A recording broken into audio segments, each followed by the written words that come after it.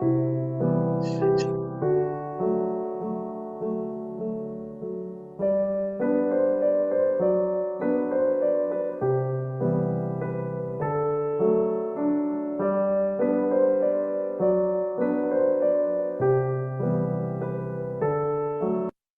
evening and thank you everyone for being here with us today. I, Dr. Deepika Chabra, along with my teammates from Jagsonpal Pharmaceuticals Ltd, Mr. Amit Saxena from Medical Services and Mr. Vinod Upadhyay, Zonal Sales Manager, and Mohammad Naeem Siddiqui, Regional Manager, are delighted to welcome you all to Scientific Sangam 18, organized by ISOPARB Prayagraj in association with Allahabad and Gorakhpur Obs and Gynae Societies. The academic partner for the program is Jagsonpal Pharmaceuticals Ltd, makers of the most economical brand of dydrogesterone 10 mg tablets, Divatrone, fully indigenized and micronized, and the only Indian brand having 36 months of shelf life.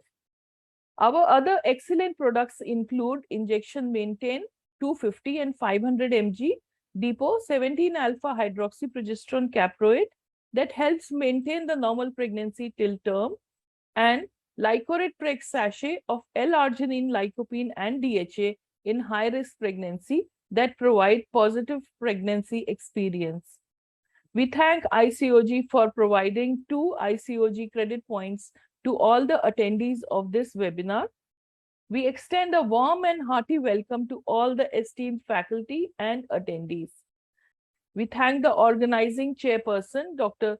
Ranjana Khanna ma'am, founder, president, ISOPARB Prayagraj, and organizing secretary, Dr. Amita Tripathi, for taking Jagsonpal as the academic partner for Scientific Sangam.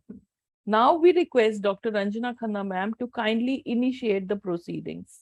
A very good evening. And at the outset, we will now begin our program as always by folding our hands and praying to Lord Shiva.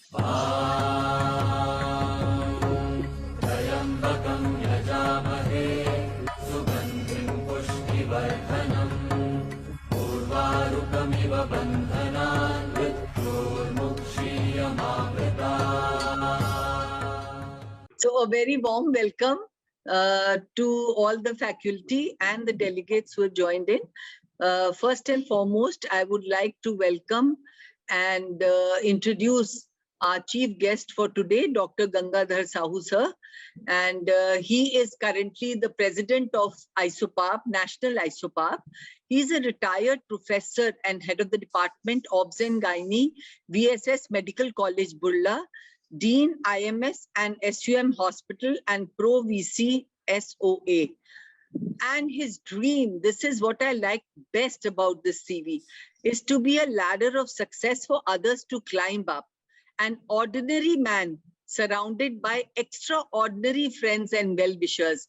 Welcome, sir, to this webinar, and we all are waiting to hear from you and take your blessings.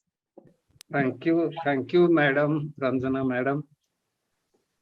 So, greetings from ISOPARB, greetings from Bhubaneswar, Odisha, and blessings from Lord Jagannath and Ma Samaleshwari.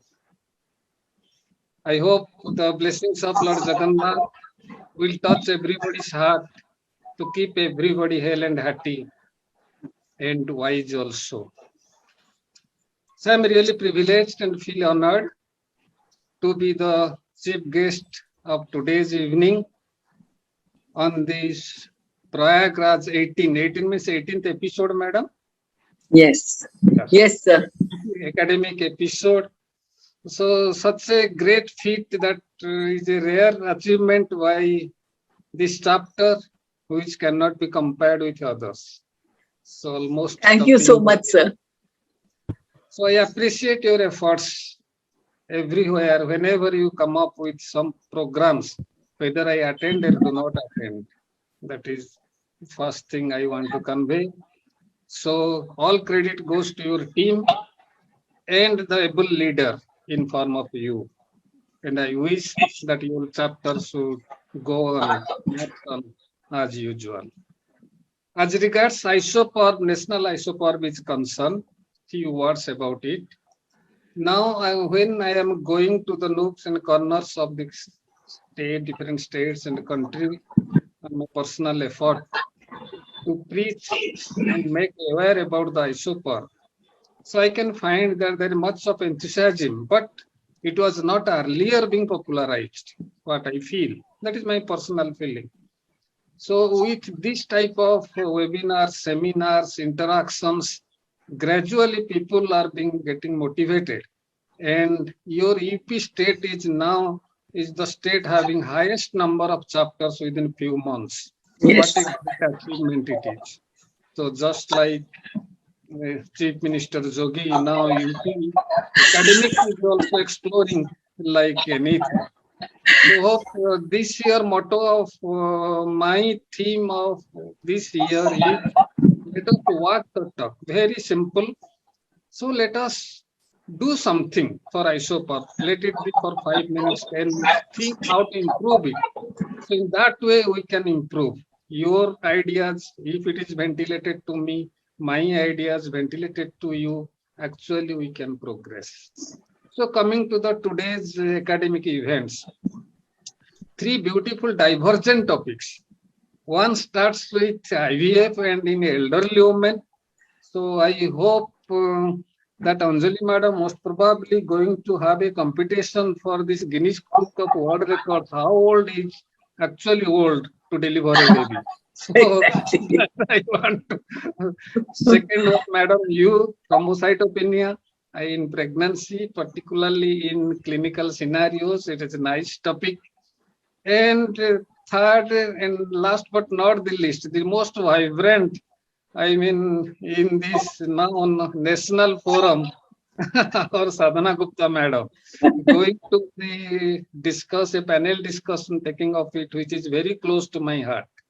So hopefully it will be enjoyable, it will be interactive, and at the end, we definitely, as a learner, I feel that I will take definitely some take-home message. So with your goodwill and blessings of Lord Shiva, I wish you all the best for this evening. Thank you, madam. Thank you so much, sir. And we would be very grateful if you could stay on for some time and give your inputs at the end of the talks. Thank you so much, sir. Thank you so much, sir. And now I would request Dr. Amita Tripathi to take over the session. Thank you, Ranjana ma'am and Gangadhar Sahoo sir. A very warm welcome to all the esteemed faculty and the delegates from my side also. As the saying goes, an investment in knowledge pays the best interest. So today's evening is filled with scientific facts and knowledge. And without wasting any time, let's start with the first session, which is a very relevant topic of the today's changing world, where more and more women are postponing their pregnancy due to various reasons and seeking fertility at a very advanced age.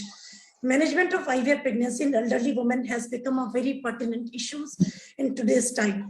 And to speak on this topic, we have a very young and able gynecologist from the city of Prayagraj, Dr. Anjali Gahlan. And to chair this session, we have Dr. Abhilasha Chaturvedi ma'am and Dr. Aruna Chhaparia.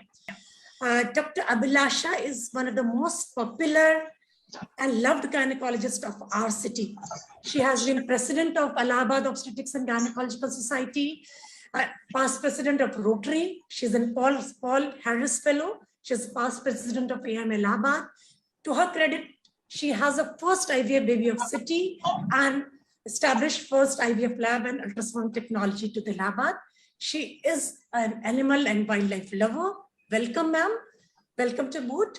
And Dr. Aruna Chhaparia, she is secretary of Gorakhpur Obs and Gynae Society.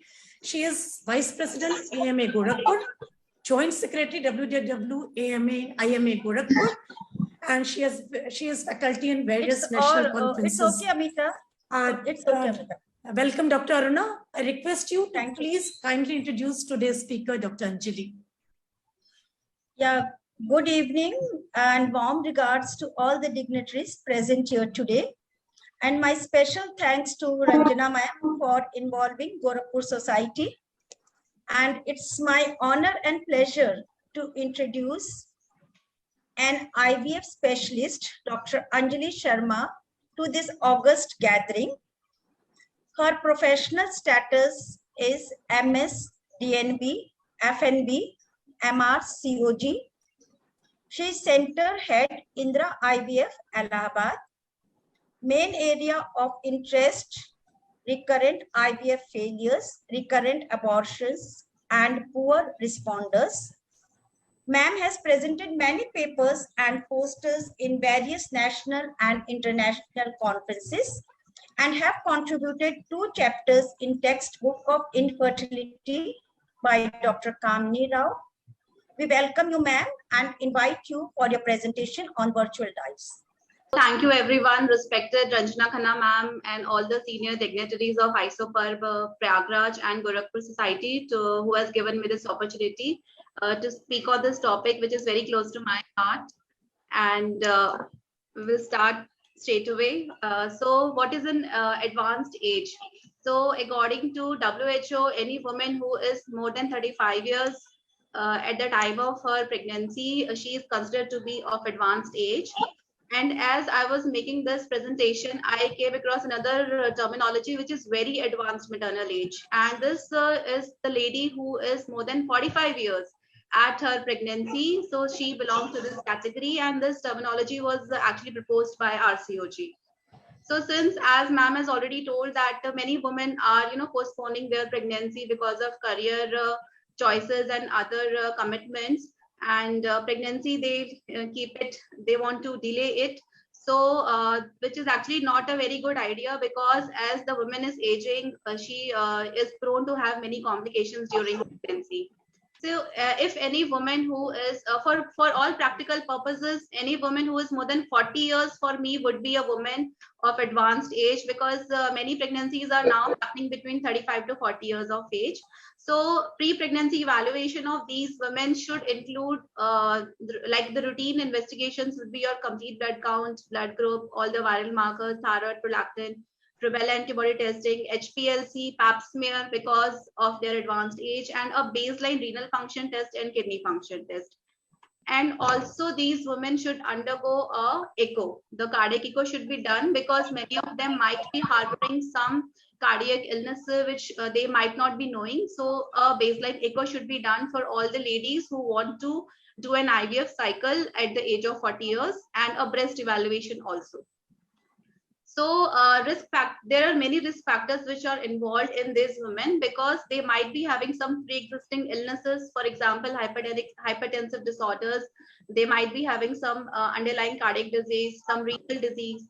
And also these women are prone to have many complications during pregnancy. For example, gestational diabetes, preeclampsia, growth restriction, and preterm labor, premature rupture of membranes. Venous thromboembolism is a very important, reason, a very important cause of maternal mortality in this particular age group.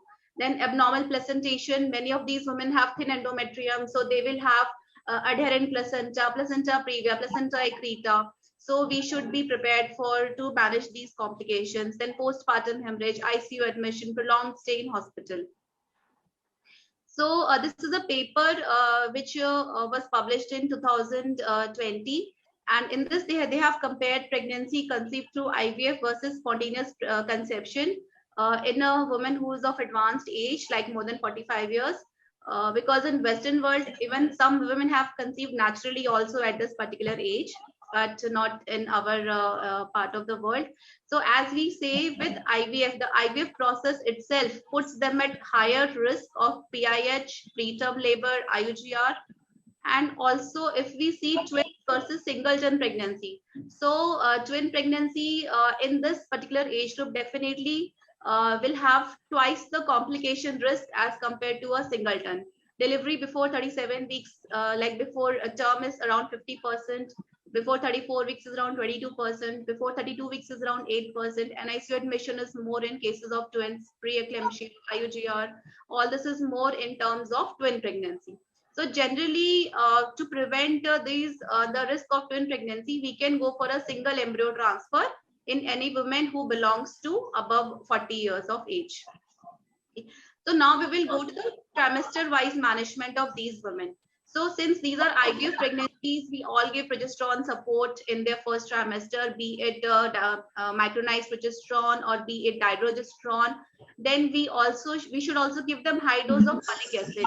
5 milligram folic acid should be given instead of like 0.5, and it should be the active form. L-methyl tetrahydrofolate should be given, because high dose of folic acid also prevents them from the future further complications like cardiac illnesses and other things, neural tube defects and all. Then ecosprin also should be given to all these women. Low molecular weight heparin should be given.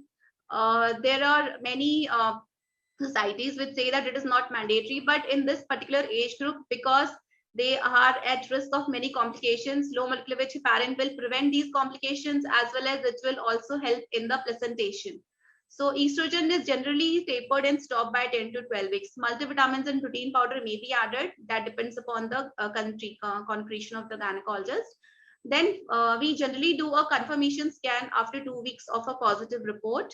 And then when we are doing the NT scan, which we should do routinely in all our pregnancies, whether it's a natural pregnancy or it's an IVF pregnancy, cervical length should always be measured, because apart from having infertility, these patients might be having certain like recurrent pregnancy losses.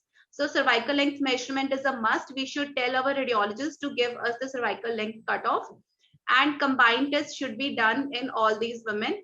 And we have to interpret the result in terms of the mom values of HCG and PAPE. And instead of simple combined risk, a care plan should be preferred, which incorporates an NIPT, which can be done free of cost if needed. So as I was telling you that the report of double marker could be normal, but despite the patient may develop complications. For example, so we have to read in between the lines. We have to know the mom values of our PAPE and HCG. It has been seen that if the HCG mom is less than 0.5 mm, then these pregnancies are at higher risk of IUGR, preterm delivery, low birth weight. So they need more stringent monitoring. And also PAPE, low PAPE, according to even RCOG, is a major risk factor for IUGR and PIH and even IUFD. So these pregnancy also needs to be monitored very closely. So if we will see this report of this twin pregnancy with this thing, the double marker report, we will see the final result is showing a low risk. So we will feel happy that okay, this pregnancy will be a low risk pregnancy. But if we will see the corrected MOM values here on the upper corner, we will note that the PAPE is 0.3. So this pregnancy definitely needs a more strict monitoring in terms of her blood pressure needs to be checked more frequently, and she should have regular growth scans because she is at risk of PIH and IUGR. So we have to read in between the lines. We have to know the PAPE and the beta HCG MOM values, and we have to interpret them accordingly. High PAPE also is associated with PIH, with placenta previa and decreta. So we should know the PAPE values and the beta HCG values. Okay. So in second trimester, routinely we are doing level 2 scan for all our patients. And progesterone support, whom should we give, whom should not to give, low molecular weight, cervical encirclage. These are the few questions which will come to your mind if you are managing any such pregnancy. So progesterone support, whom to offer, how long to continue, which progesterone, what dosage. So as we all know that progesterone reduces the myometrial sensitivity to oxytocin, it blocks the receptors, and it basically makes the uterine quiescence during pregnancy. So generally, if any woman routinely we are doing a scan for her and we found that the cervix is short and she did not have any history of miscarriages, then we can add vaginal progesterone in these women. And this because vaginal progesterone will reduce the risk of preterm birth and it improves the neonatal outcome. So Cochrane review also suggests that progesterone should be given in a woman with a history of preterm birth 100 to 200 milligram daily vaginally till 36 weeks of pregnancy. And RCOG also recommends the same. Then cerclage. There are two terms. One is offer and one is consider. So offer means we should propagate it more positively that okay, you should have a cerclage. So progesterone and cerclage, whom should we offer? So according to NICE guidelines of 2015, we can offer either progesterone or cerclage to a woman who had a history of preterm birth or mid-trimester losses between 16 to 34 weeks, in whom the transcervical scan shows a cervical length of less than 2.5 mm. So we can discuss both the pros and cons of progesterone as well as cerclage in these patients, and we should take her preferences into account. And consider means you can consider cervical cerclage in a woman where the cervical length is less than 2.5 centimeters, and she had a history of PPROM. It was not a preterm labor, it was a PPROM. And or if she had a history of cervical trauma, for example, cervical conization, etc., then we should offer them, we can consider cervical cerclage. Okay. Now, low molecular weight heparin. As we know that IVF pregnancies are very well monitored, so generally the mortality is not because of anemia and hemorrhage, PPH, but the mortality in these group of patients is basically because of venous thromboembolism. So all the women who have undergone IVF, they should have a thorough assessment for the risk factors of venous thromboembolism, either in early pregnancy or in their pre-pregnancy interval. And according to RCOG guidelines, if any woman has 4 or more risk factors other than previous VTE, she should be considered for low molecular weight heparin throughout her antenatal period as well as 6 weeks postpartum. And if she has 3 risk factors, then we will start low molecular weight heparin from 28 weeks and we will continue it for 6 weeks. And if she has 2 risk factors, then we will give it for 10 days postpartum. So what are these risk factors?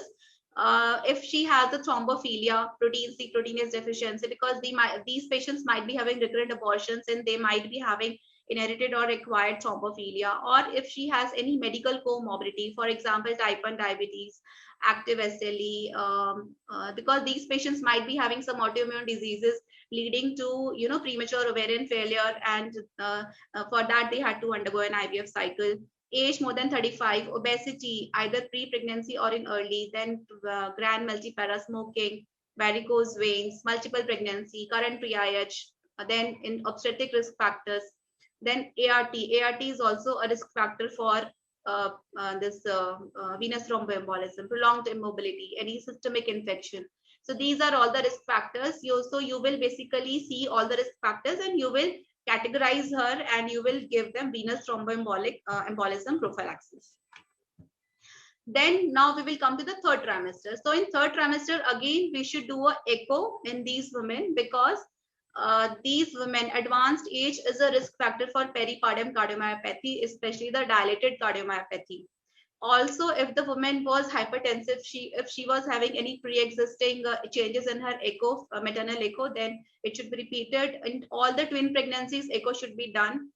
And if she had a previously echo abnormal report, then it should be repeated. I would like to share one case here. Recently, we had a patient. She was 41 years of age, and her baseline echo was normal. And when we did her echo at 32 weeks, it was showing a dilated cardiomyopathy, although this patient did not have any cardiac symptoms. So if it would have been missed, then this would have resulted in a catastrophe, because these patients will have venous thromboembolism, and they will have like a cardiac failure in the immediate postpartum period if we have given them fluids without restricting them. So this patient was then particularly delivered in a tertiary center in a cardiac CCU unit, and she did well. So we have to do echo for all our patients, one baseline and one at 32 weeks. This is a very important take home message. Then prophylactic steroids should be given to all these women because they are at risk of preterm delivery.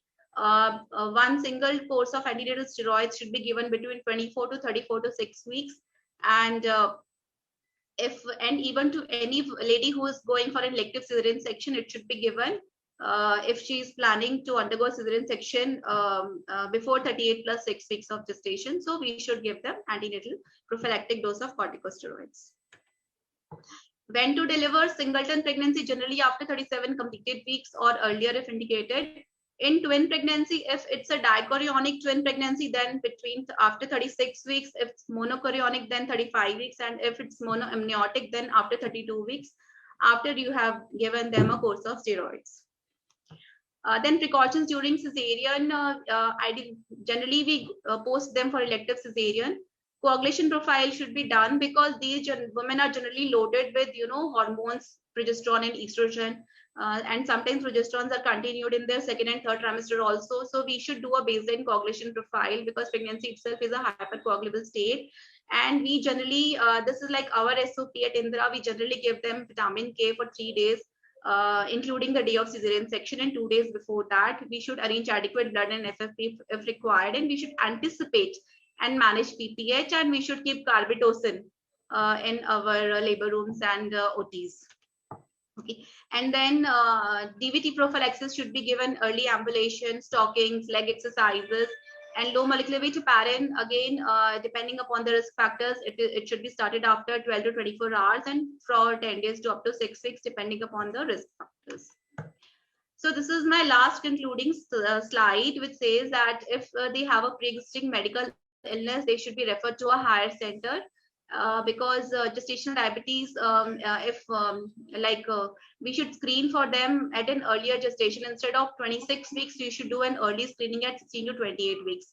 PIH, again, we should do a pre-pregnancy counseling, a review of her antihypertensive medications, and up-to-date echo renal function test.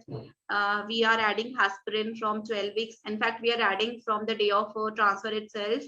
Then these women, then if they have a previous uterine surgery, then again, we should be referred to a antenatal clinic, higher antenatal clinic. Placenta previa, advanced age is at 3 times more likely to have placenta previa. So we should screen them for placental position during their routine and omni scan. PPH is more common. Antenatal admissions to hospital are more common, and during their stay also, we should give them thromboprophylaxis.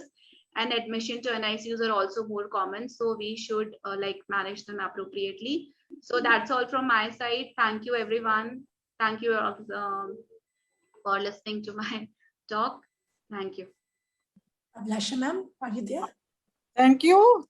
Thank you, Anjali. You have summarized everything so well, but still, I will just highlight one point that in elderly patient, one should stick to single embryo transfer. I said that, yeah. No, she said I said that. Told, but I am very specific that in elderly patient, yes, don't do.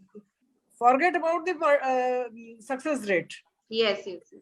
Because it's not only the success of IVF, we have to see the success of the life of the patient also. Absolutely, yes. So that was the most important point. And second point which you emphasized was that echo you are doing baseline and at 32 weeks. Yes. That is very, very important. Yes, ma'am. Screening we all do by biochemical screening, ultrasound, everything we do. And next important point, which is which you already told, but I will again emphasize for the benefit of the audience, that is vitamin K, yes. 3 doses, starting 1 day prior. So take home messages are 3. One is echo at baseline and repeat it at 32 weeks. Second point is vitamin K, starting 1 day prior to cesarean. And third, that is my request to all the IVF specialists, that is single embryo transfer. That's all. You have done a wonderful job. Thank you very much. Thank you, ma'am. Thank you, dear Anjali and chairpersons, for very interesting and informative talk and giving us very clear-cut take-home messages. With this, I give the proceedings to my very dear friend and the Secretary of Allahabad Obstetrics and Gynecological Society, Dr. Ritu Sinha, to conduct the session. Dr. Ritu. Thank you, Dr. Amita Tripathi. And I once again welcome all the faculty, dignitaries and delegates. And now we quickly move on to our next session. Another pertinent topic for today's session, thrombocytopenia in pregnancy, which may present with diagnostic and management problems. So our next eminent speaker will enlighten us on the practice essentials which are required for the management of thrombocytopenia in pregnancy. To chair the session, we would like to welcome very, very respectable Dr. Radhajina ma'am, retired professor from BRD Medical College, Gorakhpur, OBGYN department. Ma'am has also been past president of Gorakhpur Society and the president of UPCOG from 2015 to 17. Our learned faculty has graced almost all UP chapter and national conferences, and also along with that, a few international ones. She has more than 100 publications in her name, and she has been conferred with many, many prestigious awards. Ma'am is very humble and dedicated person and serving humanity till date. We welcome you, ma'am.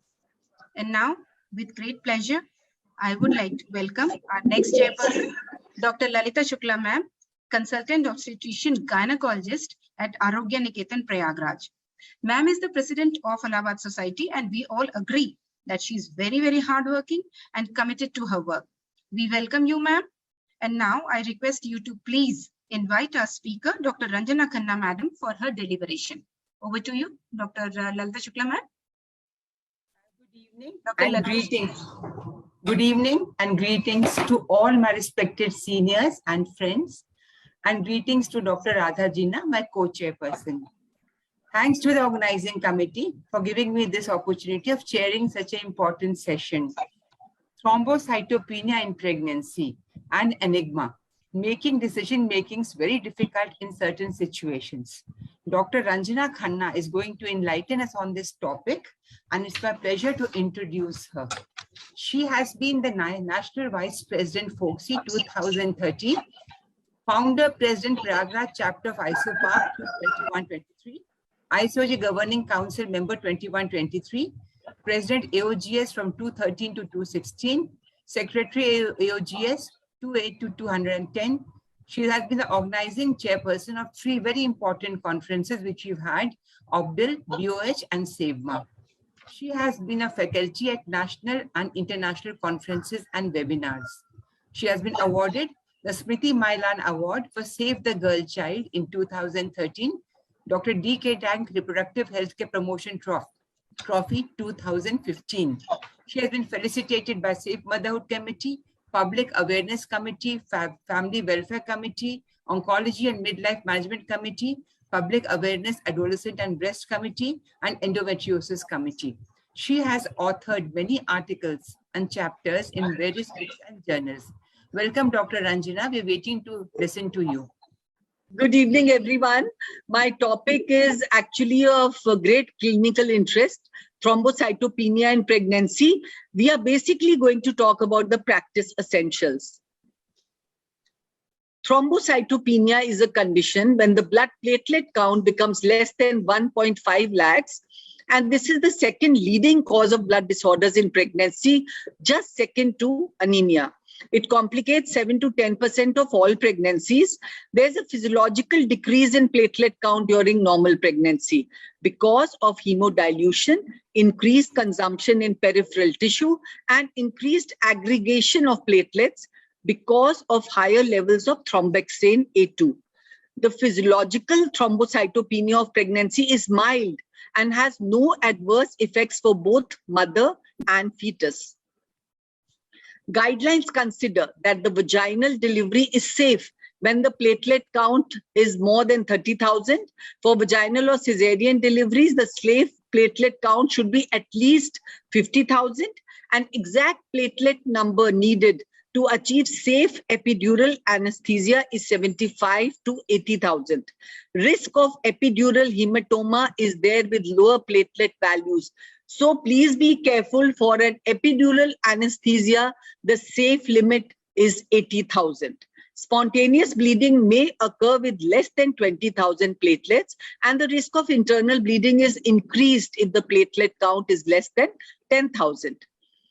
Now, how do we classify thrombocytopenia? Mild is when the platelet count is between 1 to 1.5 lakhs. Moderate is when the platelet count is between 50,000 to 1 lakh, and severe thrombocytopenia when the platelet count is less than 50,000. Risk factors: gestational thrombocytopenia explains 70 to 80% of all cases of thrombocytopenia in pregnancy. Hypertensive disorders account for 20%, and ITP, that is immune thrombocytopenic purpura, for 3 to 4%. Causes of thrombocytopenia in a pregnant woman. Pregnancy-related gestational thrombocytopenia, preeclampsia, eclampsia, HELP syndrome, acute fatty liver of pregnancy, not related to pregnancy. Now, this is such an important cause, pseudo-thrombocytopenia.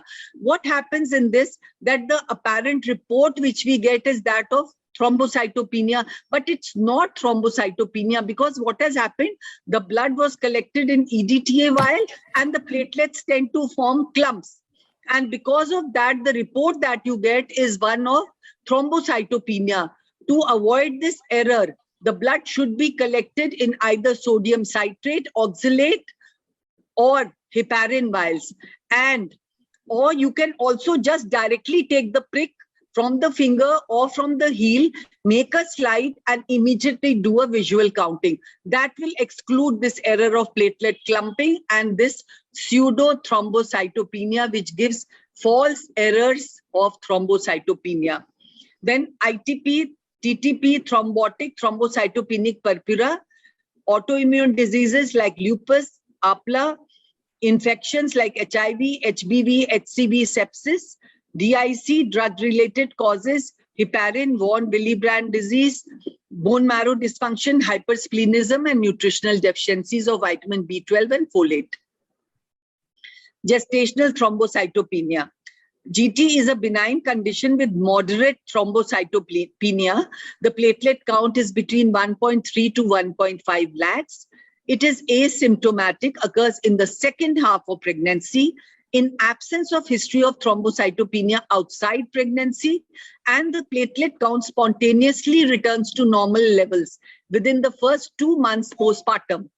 GT is not associated with maternal or fetal risks, does not require further investigation except for periodical monitoring of the blood count. In these cases, platelet count should be obtained before the epidural anesthesia. When the gestational thrombocytopenia is suspected, but the platelet count falls below 50 to 80,000, then diagnosis of ITP cannot be excluded. Prednisolone is given in daily doses of 10 milligrams per day for 10 days before birth, and it is given in such cases to increase the platelet count and avoid possible anesthetic and obstetrical risks. Now coming to ITP. ITP is a rare autoimmune disorder characterized by anti-platelet glycoprotein antibodies that stimulate platelet destruction in the spleen. Thrombocytopenia in ITP is generally moderate, but with platelet count usually less than 1 lakh. Symptoms are in direct relation to the platelet levels.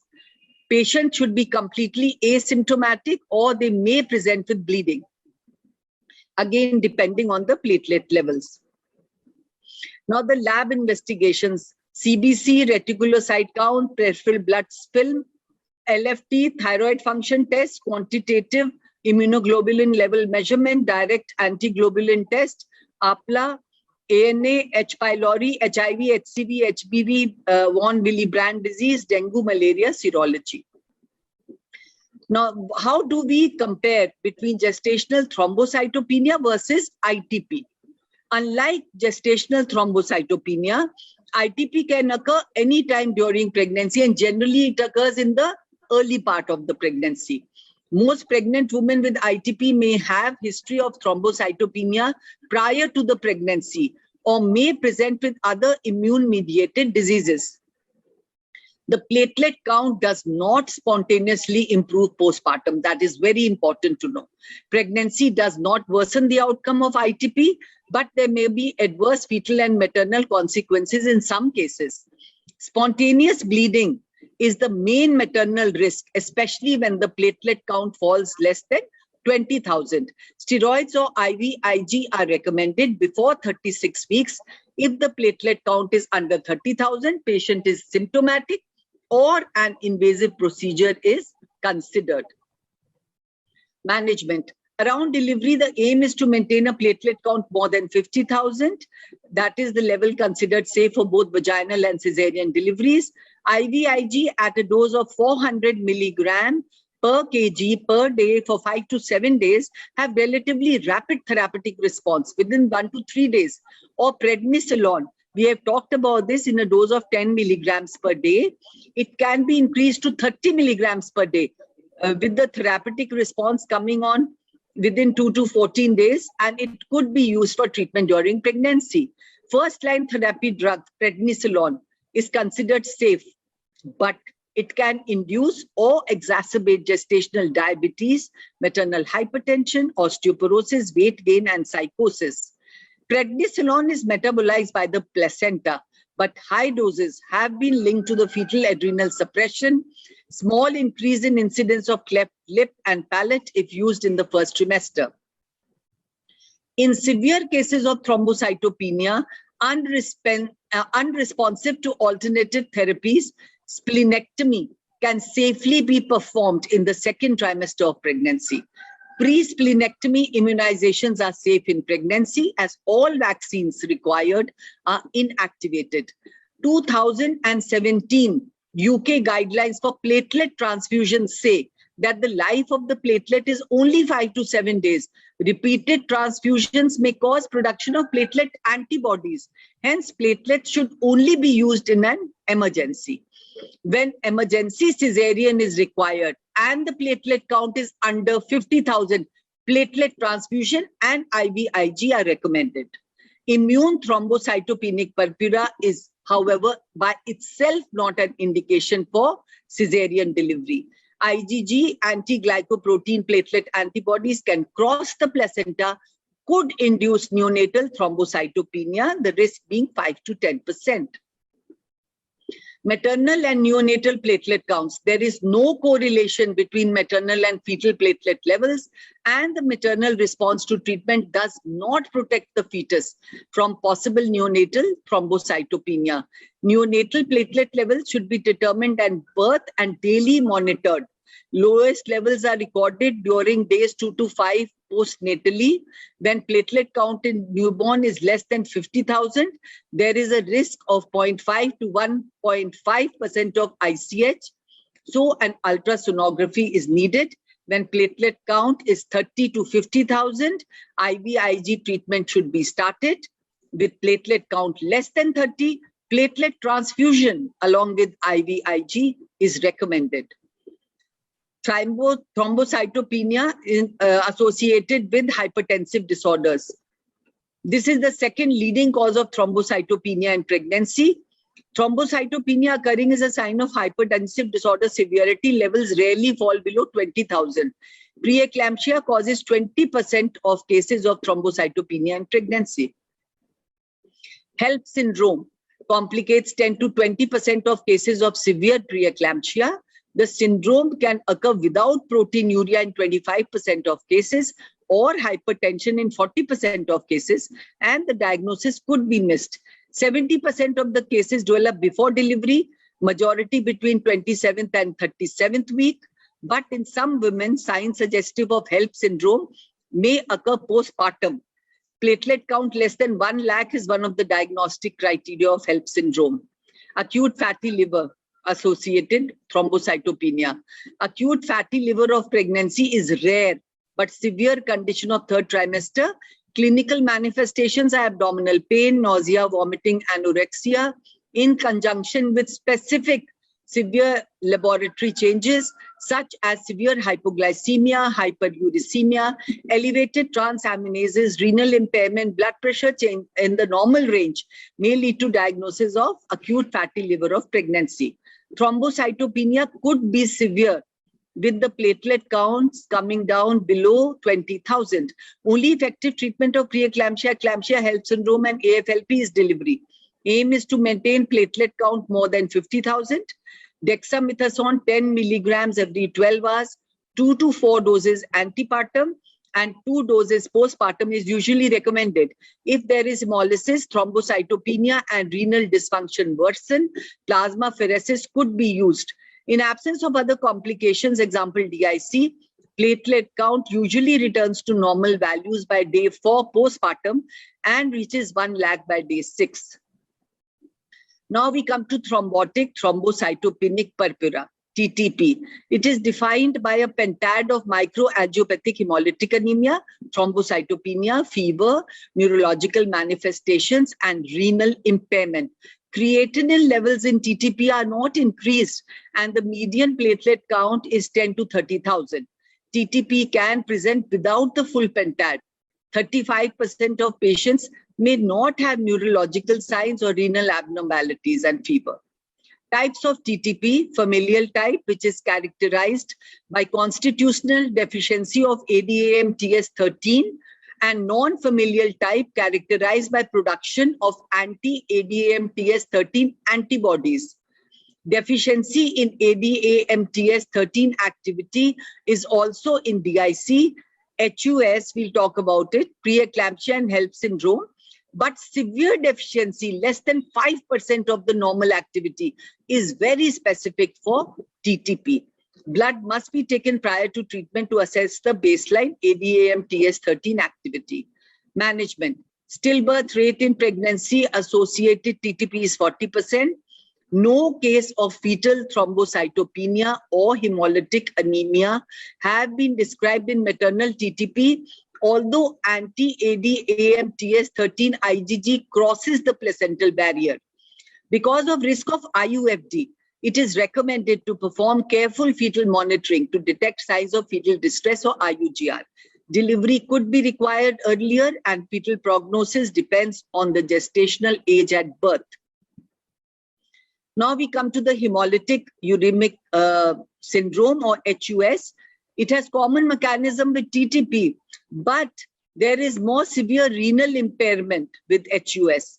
The typical form represents 90% of cases of HUS, common in children, mostly caused by E. coli. Atypical form, which is usually associated with pregnancy and related to congenital defect of alternative pathway of complement system, occurs in most cases postpartum. The management of TTP and HUS: every pregnant woman with thrombocytopenia and microangiopathic hemolytic anemia should be considered suspicious for TTP or HUS. Lab investigations useful for diagnosis: microangiopathic hemolytic anemia, presence of schistocytes in the blood smear, normal coagulation tests, increase creatinine as marker of renal injury. Unlike the hypertensive disorders, delivery does not influence the outcome of the disease. First line treatment in cases of TTP HUS is plasmapheresis and administration of fresh frozen plasma as soon as possible. Plasmapheresis is repeated until normal levels of platelets and LDH are reached.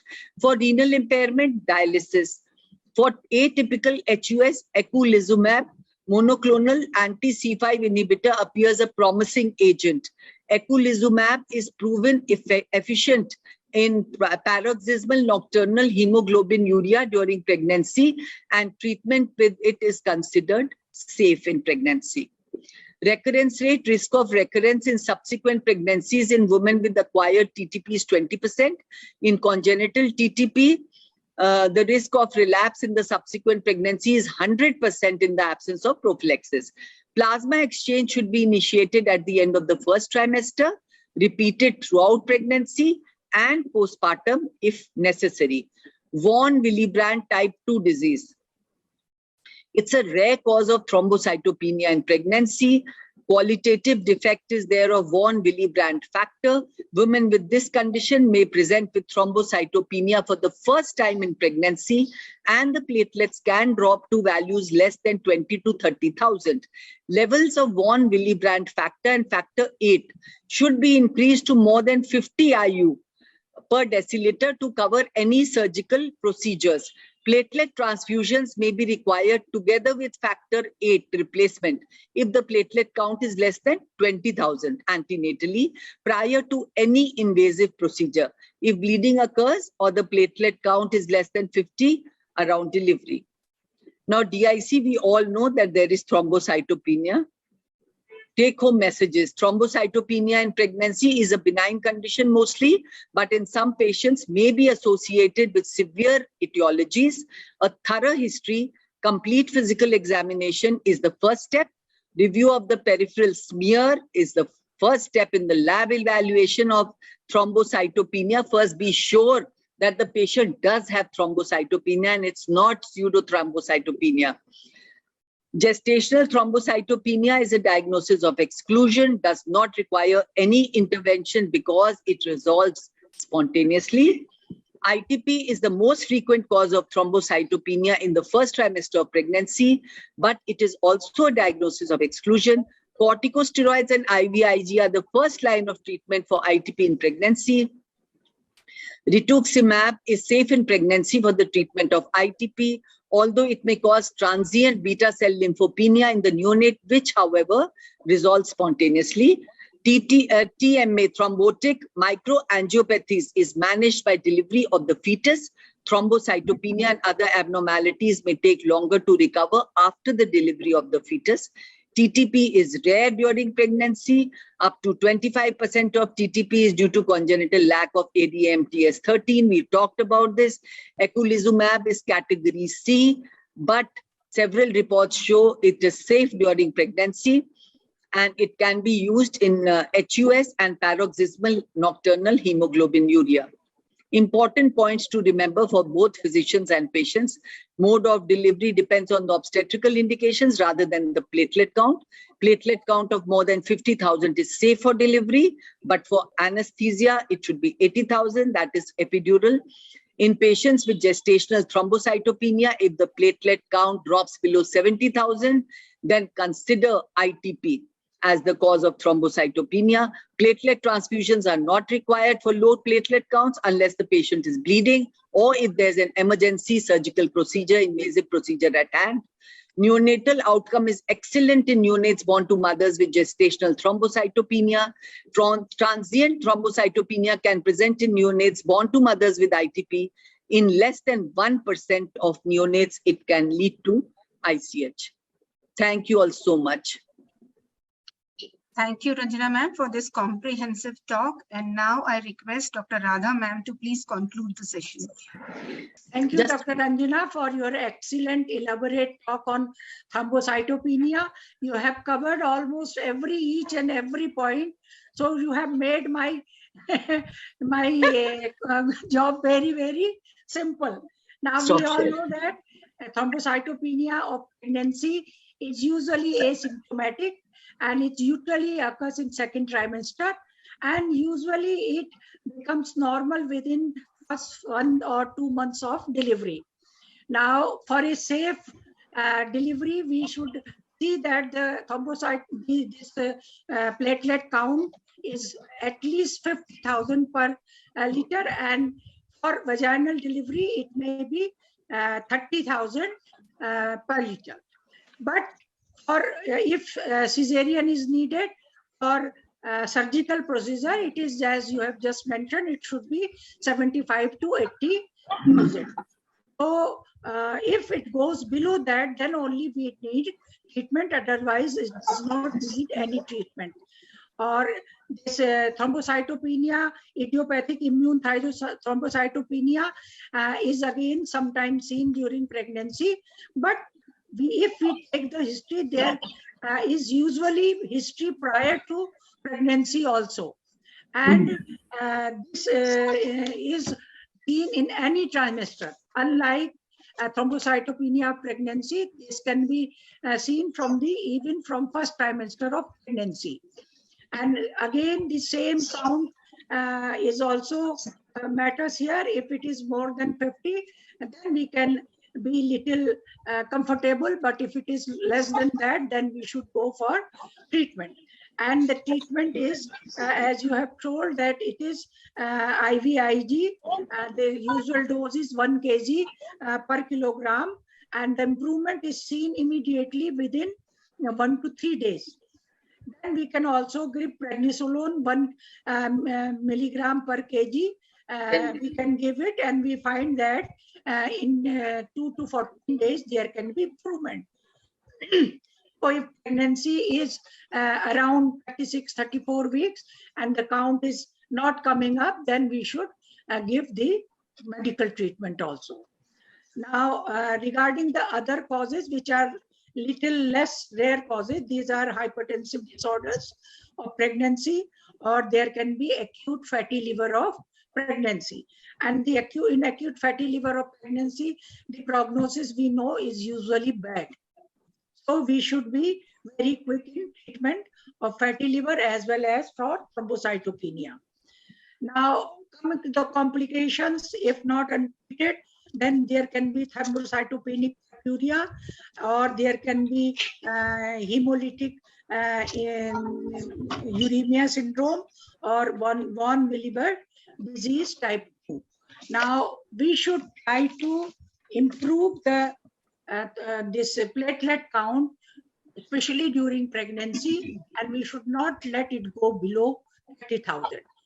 Beyond that, we are comfortable, and if the delivery is evident, then we can give the medical treatment. Otherwise, our aim is to make it to about 50,000. So I think that is all.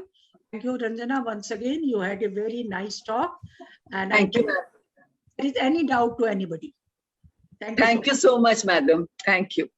Thank you. Thank you, Radha ma'am, for your valuable inputs, Dr. Lalita ma'am and Dr. Ranjana Khanna ma'am for this wonderful session. And now we quickly proceed on to our next session, that is panel discussion on near-miss case situations, where our learned moderator, Dr. Sadhana Gupta ma'am, will bring out and analyze the clinical adverse occurrences and thereby adopt a systematic approach to deal with this adverse situations in clinical practice. Dr. Sadhana Gupta is the name very well known to all of us. She is the co-chair SAFOG NCD committee. She is the president of North India Gynecological Forum and ICOG Governing Council member for the year 2015 to 21.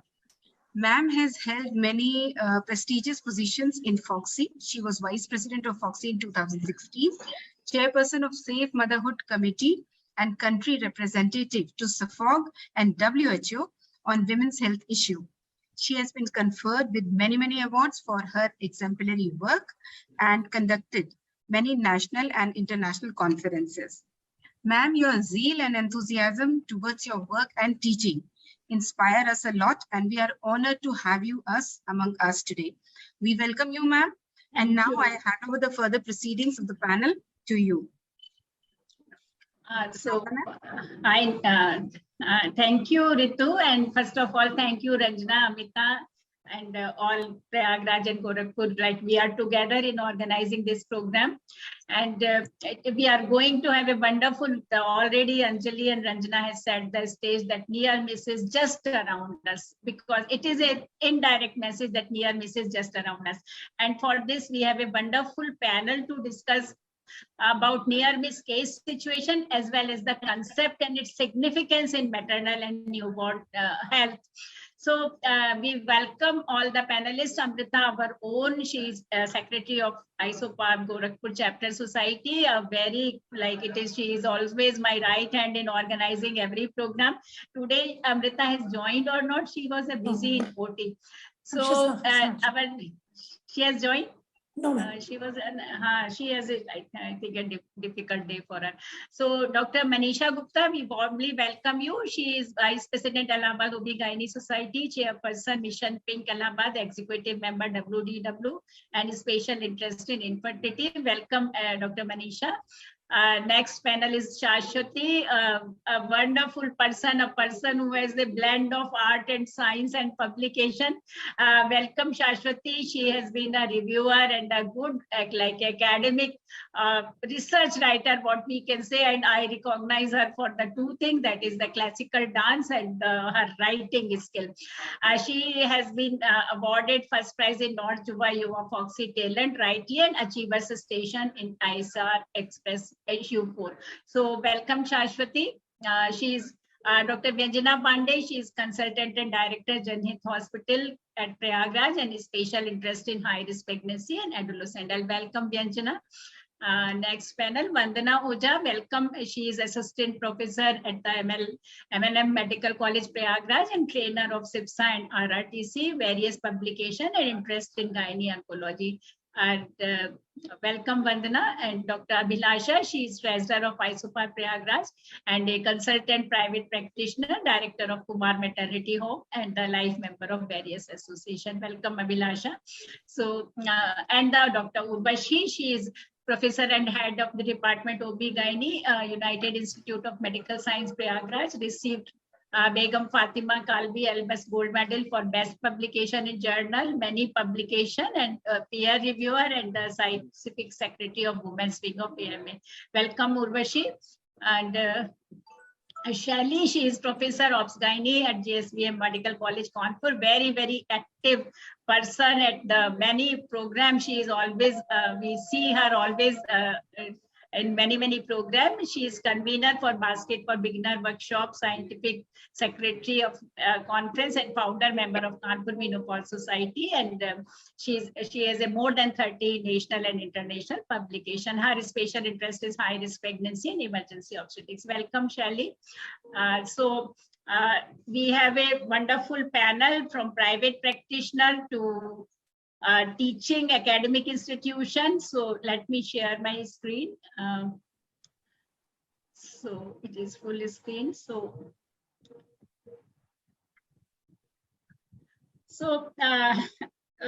Again, a warm welcome to all. My regards to Dr. Gangadhar Sahoo, ISOPARB President. All regards to all Dr. Radha Jina, who has been a mentor, and all the august audience who are with us. So I bring greeting, and I really have a gratitude for always staying together for many work. It is a long journey, and we have really been associated with a very good friend, and a warm welcome to all panelists. So all scientific, all art, what we search, always truth.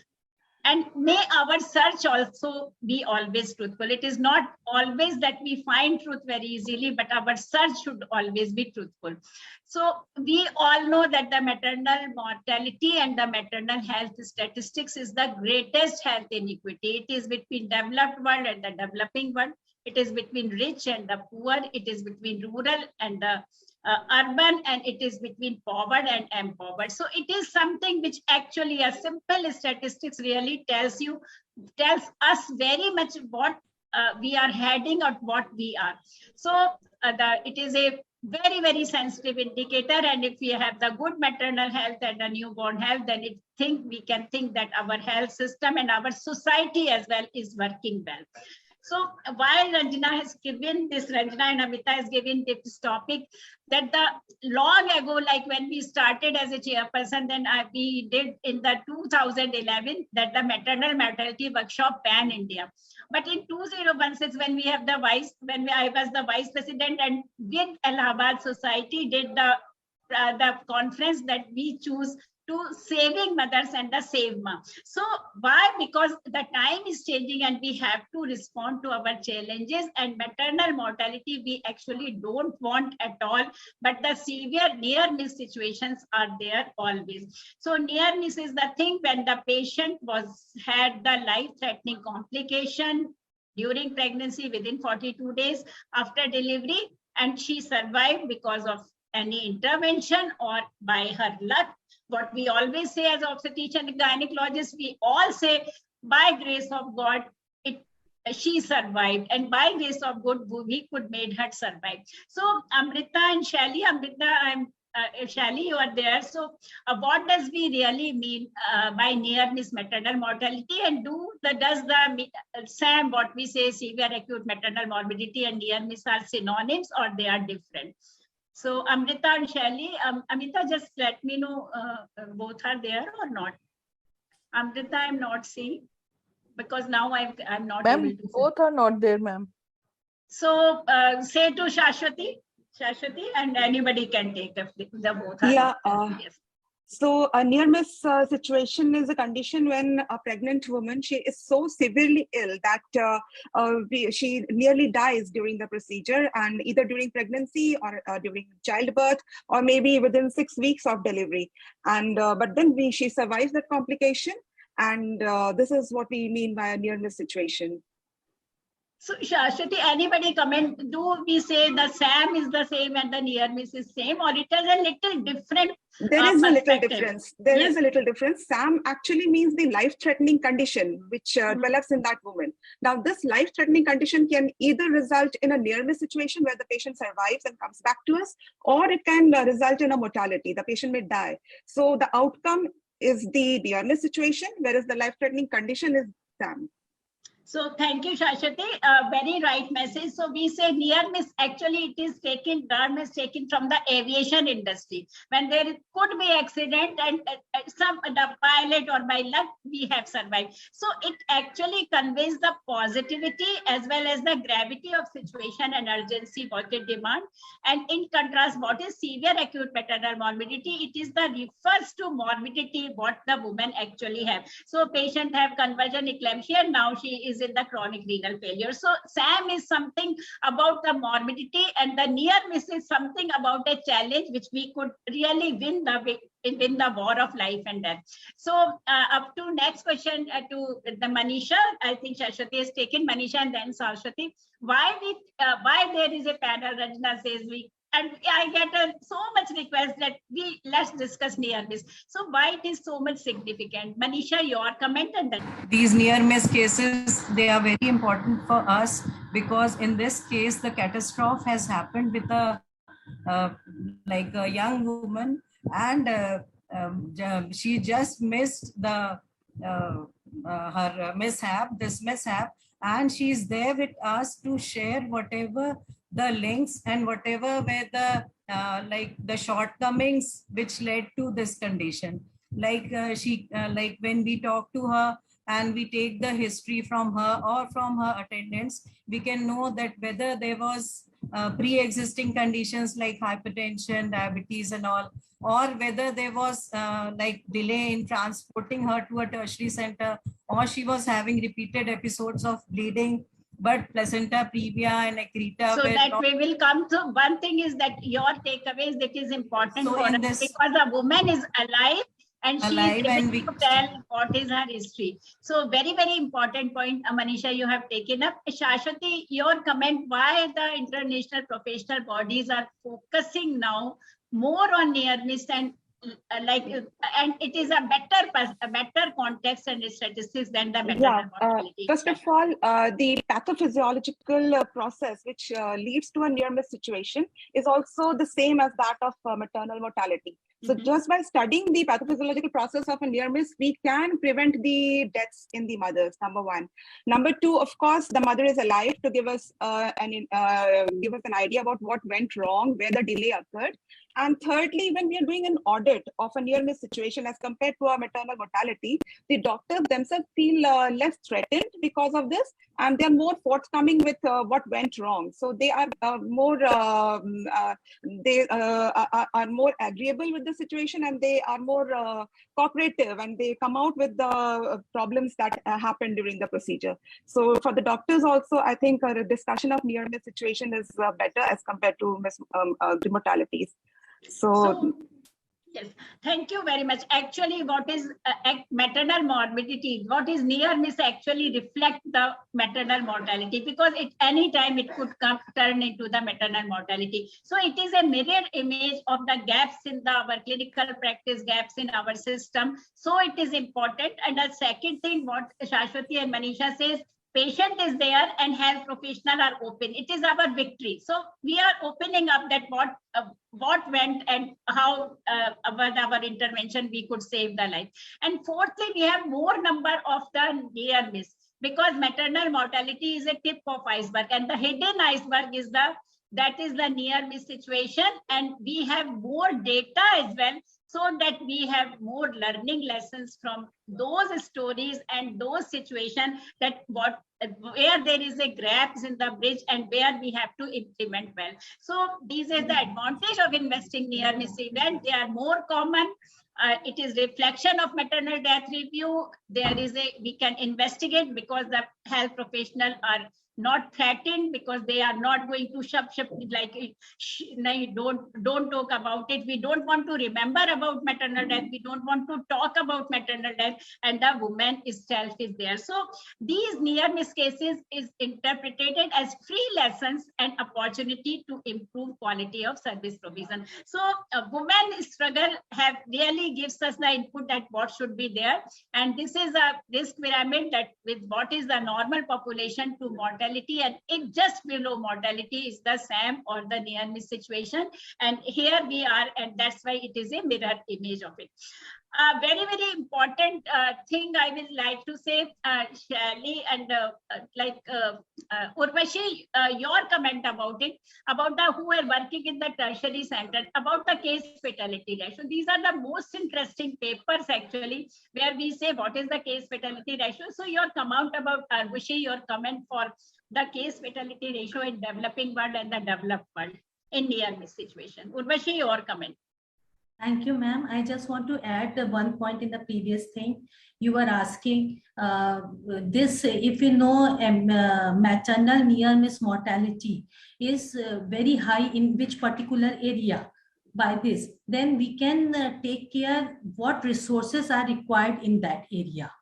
And they need more amount of care for the mothers, so that we can decrease the maternal mortality and decrease the consequences of maternal morbidity later on. Great. That is the thing. And regarding the ratio, I don't know the exact number, but you have written the incidence is 16.6 per 1,000 live birth. And we calculate the near miss mortality cases as the near miss mortality upon per 1,000 live births, as we take in the case of maternal mortality rate. And fatality ratio is 1.9:1 and mortality index is 0.34% in tertiary referral center in rural India. So thank you, Urvashi, your comment about it. So near miss, it is a very rightly say, there are a more criticality in any area with any health worker in the duty of any, like at the day, it is in the day or night, and it is gives us the pointer that we have to emphasize and we have to like intensify the resources over that staff, that time, that area, and that hospital. So very, very important. And what we say that if we have the like we lose more patient, then it is not a good indicator, and there is a lot of difference between developing and developed world. So we have to cut the thread of what caused near miss, and we have to deal with it. So finally, one question before we go to the case situation, that how often you, Urvashi said you are not very happy about the 16 near miss cases per 1,000 live, but it is not mortality, it is just near miss. So Urvashi and Ranjana, your comment about how often you find these near miss cases. Ma'am, good evening, ma'am. Actually, since I am practicing in the rural area, and since I cater here most of the emergencies, I handle cases and cases like patients, they are being home delivered, and then when they land up into complications, then they bring the patient to the hospital. So many a times, in my experience, in my setup, in around say 50 deliveries which I get, around 3 to 4 are such patients which are near miss situations. So thank you, Ranjana, and we are really proud to have you, because the gynae OBs who are practicing in rural area, they are giving the invaluable services, and actually you are the asset who can make the change in statistics. And Urvashi will say Ranjana's statistics is the same, it is 3 or 4 per 50, it may be a little more. So the number of near miss cases in medical college are definitely more. Like there also we get all the referred cases.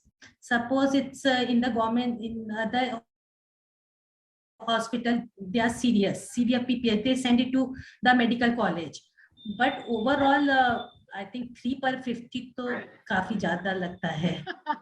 So it is all around us. Actually, yes, the message is it is all around us, and India always says the double thing. Na, very poor and very rich. So we have all the things, 3 delays, anemia, nutritional deficiency, and we have all the issues. What Anjali was saying, it is IVF pregnancies, it is the elderly age pregnancy, placental complication, metabolic coma. So as an Indian, really we have to be very, very smart, and that's why Indian are not gaining all political posts in all, even the abroad, the UK Prime Ministership, and the so many things. So actually, because there is no way but to be smart, because we are going to have all sort of challenges and all sort of heterogeneity. So finally, one last comment from Dr. Bandana and Abhilasha, that how do you categorize? जैसे उर्वशी ने कहा, your point is right, क्योंकि हम किसको near miss कहते हैं, हम कभी-कभी बहुत serious को भी near miss नहीं बोलते. So any Vandana and Abhilasha, your comment about it, that how do you say that yes, it was near miss and we have to take care of this? Like ma'am, yes, ma'am, like patients are coming in our medical college, that is Motilal Nehru Medical College. They are coming like severe atonic BP. They are coming with the pulseless BP less. So these patients we are resuscitating, and we are managing these patients like rupture ectopic pregnancy, severe hypotension. And be categorized as admission to the ICU if the patient requires admission to the ICU, or patient is requiring obstetric hysterectomy, any abnormal intervention, abnormal from the routine thing, then we can categorize as near miss. Or the bilirubin is more than 6, or the LDH is more, or the patient has gone into ketoacidosis, and the patient is being given life support, then we can categorize as near miss. So thank you, Vanda and Abhilasha. Actually, you reflect what is the WHO says and what is the international body says. So Vanda like focused on the clinical situation like severe PPH, maternal eclampsia, and Abhilasha said about the intervention-based criteria, that need for emergency hysterectomy, the more than 4 or 5 units of blood transfusion. So we have to be very careful that we don't lose near miss, don't ignore them. So we have to have the clinical criteria, we have to have the intervention based criteria, and the third is the organ system based. Like you said, jaundice, it is a renal function, or what function has involved, it is one organ dysfunction or the 2 organ dysfunction. So our message to all audiences is this, that be very, very particular in noting down. I will say to not only the colleges, even if you have a 1-person nursing home or 2 or 3-person nursing home, you always like have a note in operation OT notes, in the labor room notes, that what happened, patient had severe PPH after delivery or after cesarean, and so that we have a learning story and we review these near miss cases. So clinical criteria, intervention based, organ function, and what the world experience, that when we take the clinical criteria, that actually identifies more near miss than the management criteria, because what we say, few people don't have access to ICU. It is only last 7 to 8 years that we are really thinking very hard about obstetric HDU and ICU. Before that, there was not. There is a situation still in many parts of the country. So we don't have resources. So intervention-based criteria identifies less number of near miss, but we have do the clinical criteria, then it is around 4 to 8%. So it can be like Vanda and Abhilasha already says, it can be pregnancy specific, it can be pre-existing thing, or it can be incidental or accidental like infection, embolism, and all pregnancy related disorder, and the all metabolic disorder and the medical disorder in the pregnancy. So it is what from pregnant population to death, and in between organ failure and organ dysfunction, it is the where near miss people are there. Risk pyramid, I will just say patient factor, system factor, provider related factor, and the lack of trained staff, non-adherence to protocol. These are the issue which we come out and we will go into the case situation. And I always say join Manyata program, it is ISOPARB. So really we want to have these trained paramedical, so we adhere to clinical practice. So coming with this background, what is near miss, why it is important, what is the incidence, and how we categorize near miss. Now we come to the case situation, and it is just around us, and life is always a tough teacher. So Amrita and Shelly, Amita देखो अगर ये लोग आ गए.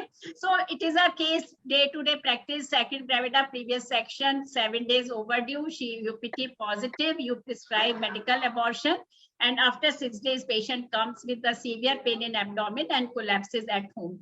So if they are on leave, then they come to you. So the next panel, anybody can take it.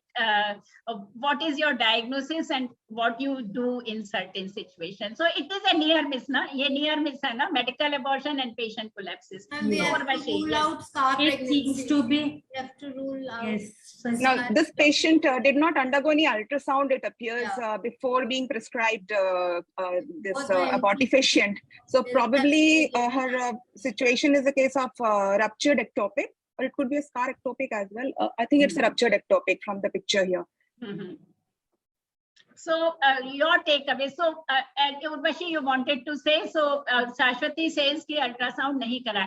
First of all, professional body actually does not recommend ultrasound for everybody. Though previous section is a very high risk situation, and we should do.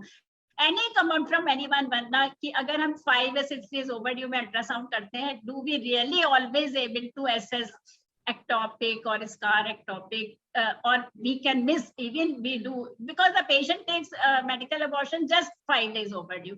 So any comment about it?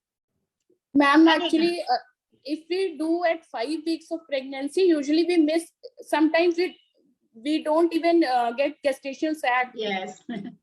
Yes, the current recommendation is to wait, not to give the medicine till we are able to document an intrauterine sac. But ma'am, according to government rule, we cannot do ultrasound for every pregnancy. So I think this is. But the important thing is that we can give, but we can give with full counseling, proper counseling, and plan for backup support, and Yes. tell them. We can do, and we can use a clinical sense जो पहले हम करते थे, all Godel sign or slender sign, which we do, by which we can suspicious कि this is intrauterine pregnancy, softening of cervix, etc. We can see, and we counsel them accordingly to कि कुछ गड़बड़ भी हो सकता है. If facility for ultrasound is there, then it is very good.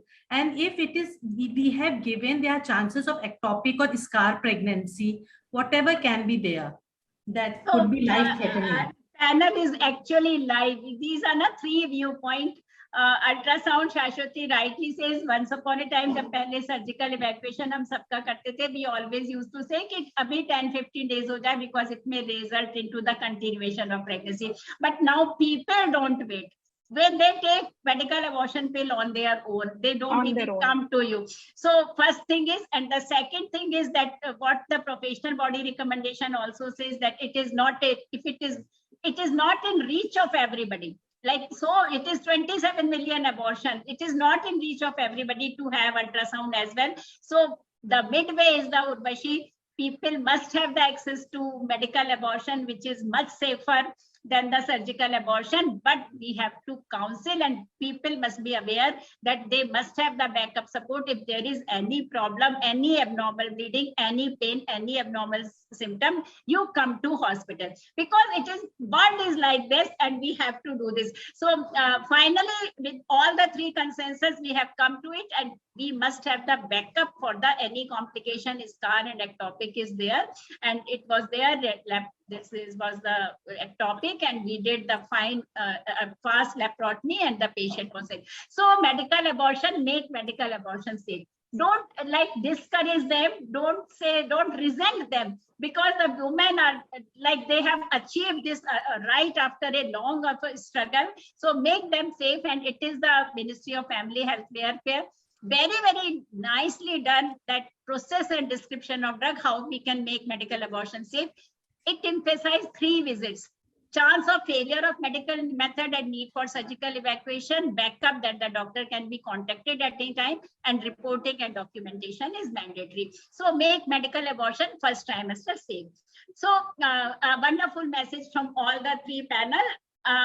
Second situation, a woman again second gravida, previous section, 4 year, regular visit, 32 week of pregnancy, is coming. Abhi 15-20 दिन से she is coming with pain in upper abdomen, not in lower abdomen. So she is coming. She has been given antacid H2 receptor, and something she was going fine, but suddenly after 5 days of visit, she comes with a collapse, very low blood pressure, confused, fetal heart not heard, ultrasound confirmed IUFD with mild free fluid in peritoneal cavity. So Manisha and Shashwati, how you take this patient? We should suspect that either she has had a peptic ulcer perforation or a acute severe fatty liver of pregnancy, in which there is like constant this pain and in the hypochondric region, and we should have always get a upper abdomen scan done, a specialist, so that he can look and tell us about the ecotexture of the liver also, and tell us about if there is any evidence of subcapsular hematoma formation or thickening, where we suspect that this hepatic pathology may be underlying, and she doesn't land in such a catastrophe, and it could have been taken care of along with the obstetrician. We have to consult a gastroenterologist also for that, and that may be a reason that she had that this emergency, and because of that she landed in low BP and generalized tenderness and rigidity, which is again masked during the antenatal period because of the uterus. So we are not able to make out many times, and only ultrasound and our clinical acumen for suspecting these things will save us. Thank you, Manisha. Very, very golden message to all the people who are here, that never ignore upper abdomen. People are having like 100 ultrasound in a pregnancy nowadays, but many times no upper abdomen scan has been done. So this is very important that we have a look at least once or twice what is happening in liver, kidney, and the other organs. So very important message. But somehow in this patient, because everything, I took it as a abruptio and IUFD actually, and we did this could be even appendicular abscess or appendicular rupture as well, because once the uterus is growing, the appendix also moves up. So these patients generally present with epigastric pain, appendicular pain. Actually, Shashwati, it came out to be that only appendicular perforation, and we did a fast laparotomy because and there was no abruptio. We were thinking that there was scar dehiscence or it was abruptio, but the baby was stillbirth, and we were about to close. And suddenly, when we find that we were going to close, we don't know why patient had shock, why patient had IUFD. We found a pus coming out from the right upper abdomen, and then we went on very carefully. Surgeon was there, so very careful dissection because appendix was adherent. And after that, the patient, even in post-operative patient, she had a little bit septic shock. So appendix, because position is like upper, it can like mimic the upper abdomen because it is shifted above, and it can mimic about the gastroesophageal reflex, which is very common. So we will say your comment, Shashwati, about that when there is nothing is we find how to go about abdomen, because we were about to close that patient's abdomen. So your comment about in dicey situation, your comment about how to explore abdomen and need for the core. So exploration should be done in a systematic way. Once you have ruled out any intrauterine pathology, always start from one part and then go in a clockwise direction, taking care to visualize everything, starting from the appendix, then the bowel, and then the kidneys. So you palpate the kidneys, then you look at the undersurface of the diaphragm, the liver, then the spleen, and do it systematically so that you can rule out everything, every disease. So this is very, very important message. When you don't have any obstetrical pathology, you must be very careful and always call some person so you are confident that you have closed, because re-laparotomy is something we actually don't want in our practice, and that makes a lot of legal and the emotional and the financial issue. So this paper was published, and it is a very good series from the AFMC that the appendicular perforation is one of the uncommon but important cause of near miss as well as the maternal mortality. And always do ultrasound scan, because we find, I always do at least, so we find so many times gallstones, kidney stones, hydronephrosis, and we need to give them that opportunity to pregnant women to take care of the other situation. So coming to third case, हम लोग 15-20 minutes. So again, a patient with previous section, we are really bothered about the previous section's complication. So Ranjana, and I'm not able to read over here. Just so patient previous says cesarean placenta previa, but the ultrasound says non-adherent. And a few, 1 or 2 cases I have taken from Dr. VP Pelli book, that is why mother, that is confidential inquiry into maternal death that has been done by the Kerala Federation of Obs Gynae. So your comment from Ranjana and Urvashi that when you have the previous section placenta previa, it is non-adherent. How do you make the preparation for the operation table? What is your instruction and what is your readiness? Ranjana and Urvashi. Diagnosing placenta accreta by MRI is not always very definite. Ultrasound is more, I suppose, conclusive to identifying placenta accreta. And in any ways, if it is central placenta previa and specifically anterior placenta previa, then we must suspect it can be adherent. So mentally, we must be prepared to treat it as placenta accreta. Counsel the attendants, take the consent of possibility of hysterectomy if required, arrange for blood, and we must be prepared for all situations which can arise if we get adherent placenta on the table. So thank you, Ranjana. Very, very important message. Every placenta previa in previous section or even in previous myomectomy or the hysteroscopic surgery, we should be very, very careful about it. Ultrasound diagnose around 90 to 95%. One message which I want to give, if you have this combination, always take the opinion from the most expert in your city, because this professional expertise is very, very important. Always take the best opinion so we don't suddenly encounter placenta accreta on operation table. And what we say, usually ultrasound well done actually detect, but still in the posterior placenta in some situations it can be dicey, and it is a real issue of expertise.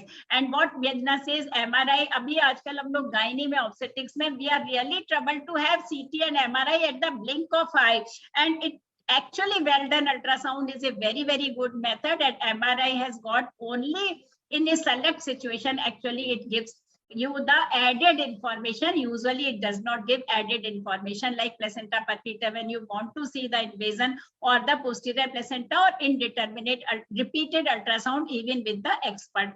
So the important thing is always be ready with the possibility of placenta perfecta. So call like ask the surgeon, your colleague, to be ready if we find placenta accreta, need for the good blood transfusion and need for the cesarean hysterectomy. So all sets should be available, and your all senior nurses and the senior person should be available.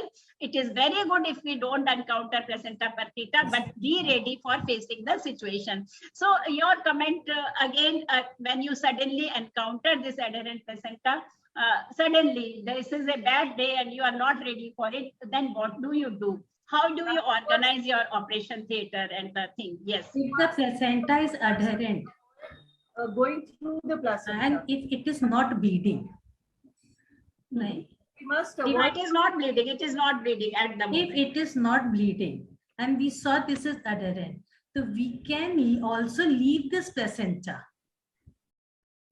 And we deliver the baby and you will leave the placenta. We can leave the placenta and close the uterus with living placenta, and later on we can give methergine and methotrexate treatment. Placenta will expel out in 10 to 15 days with antibiotic.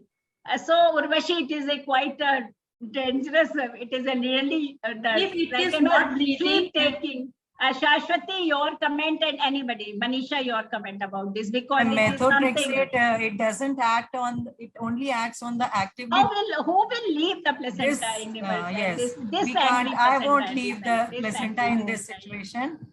I'll arrange for blood. I'll get it, the MRI done repeatedly. I'll get the you have opened the abdomen. Color Doppler done to like differentiate whether it is accreta or perpeta or whatever it is.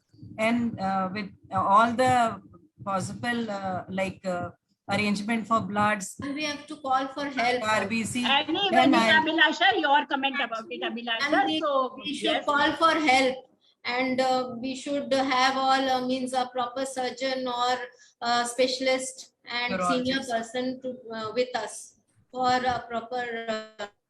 Since it has been written, it should be a life-saving decision. So a hysterectomy with the placenta, including the placenta, should be considered after discussion with the other doctors. Should be taken. In this particular case which has been put up, she is previous to cesarean, and she has got already 2 live babies, and I think most probably I've saved the 3rd one also. So I would definitely go in for a hysterectomy without delay. Thank you very much. Yes, ma'am. Actually, if anybody is doing in periphery, if after opening the abdomen, never do in periphery. Vessels around undiagnosed placenta accreta, so they can close the abdomen and they can refer to higher center. Great. That can and so because we are getting in our college, we are getting these cases from periphery. They are closing the abdomen and they are referring to us. So we can manage, and they are calling to us that we are referring one patient. So we are arranging. We can arrange all the necessary things, like we can call neurosurgeon also, and senior person we can call. So thank you, Vanna, for this input, and I'm very happy to say that they are referring you with closing of abdomen. So very clear message. First of all, we should not get the undiagnosed placenta perfida, because we must have worked up beforehand. But God forbid, if we find it suddenly, then there is 2 things. You are in a good setup, but your friends are not there, your blood transfusion is not there. So stop, delay, call everybody, they are coming or not, organize blood, all instrument, everything, and then proceed for hysterectomy. Because leaving the placenta is something which has got very, because as soon as the baby is delivered, placenta starts separating and there can be hemorrhage anytime, and it is not considered a very select situation. We should do it, and methotrexate actually doesn't work, because 40 to 60% finally land in the secondary hysterectomy because of sepsis. So then, or what Vanna says, that if you are not getting that help, you are not having support, it may be festival day, it may be something, or it is a real low resource setting, then always close the abdomen. It is not a loss of face at all. You mark them and you cover them, you give the staple, close the incision, and organize good referral that we are sending this patient to medical college for, like have a good rapport with the patient, with the people in the tertiary care, and that can be the life-saving, not only life-saving for mother, but can be a day and face saving for you as well. Because when you have no team, and if the placenta accreta start bleeding, then actually patient becomes real critical situation. So this is the patient that even in the non-adherent placenta, the surgeon was ready with the full protocol.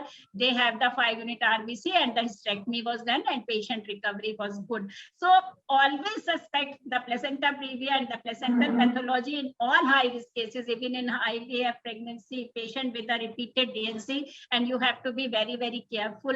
So coming to 4th cases, a patient with PPRM 30 weeks, she was given antibiotic, steroid.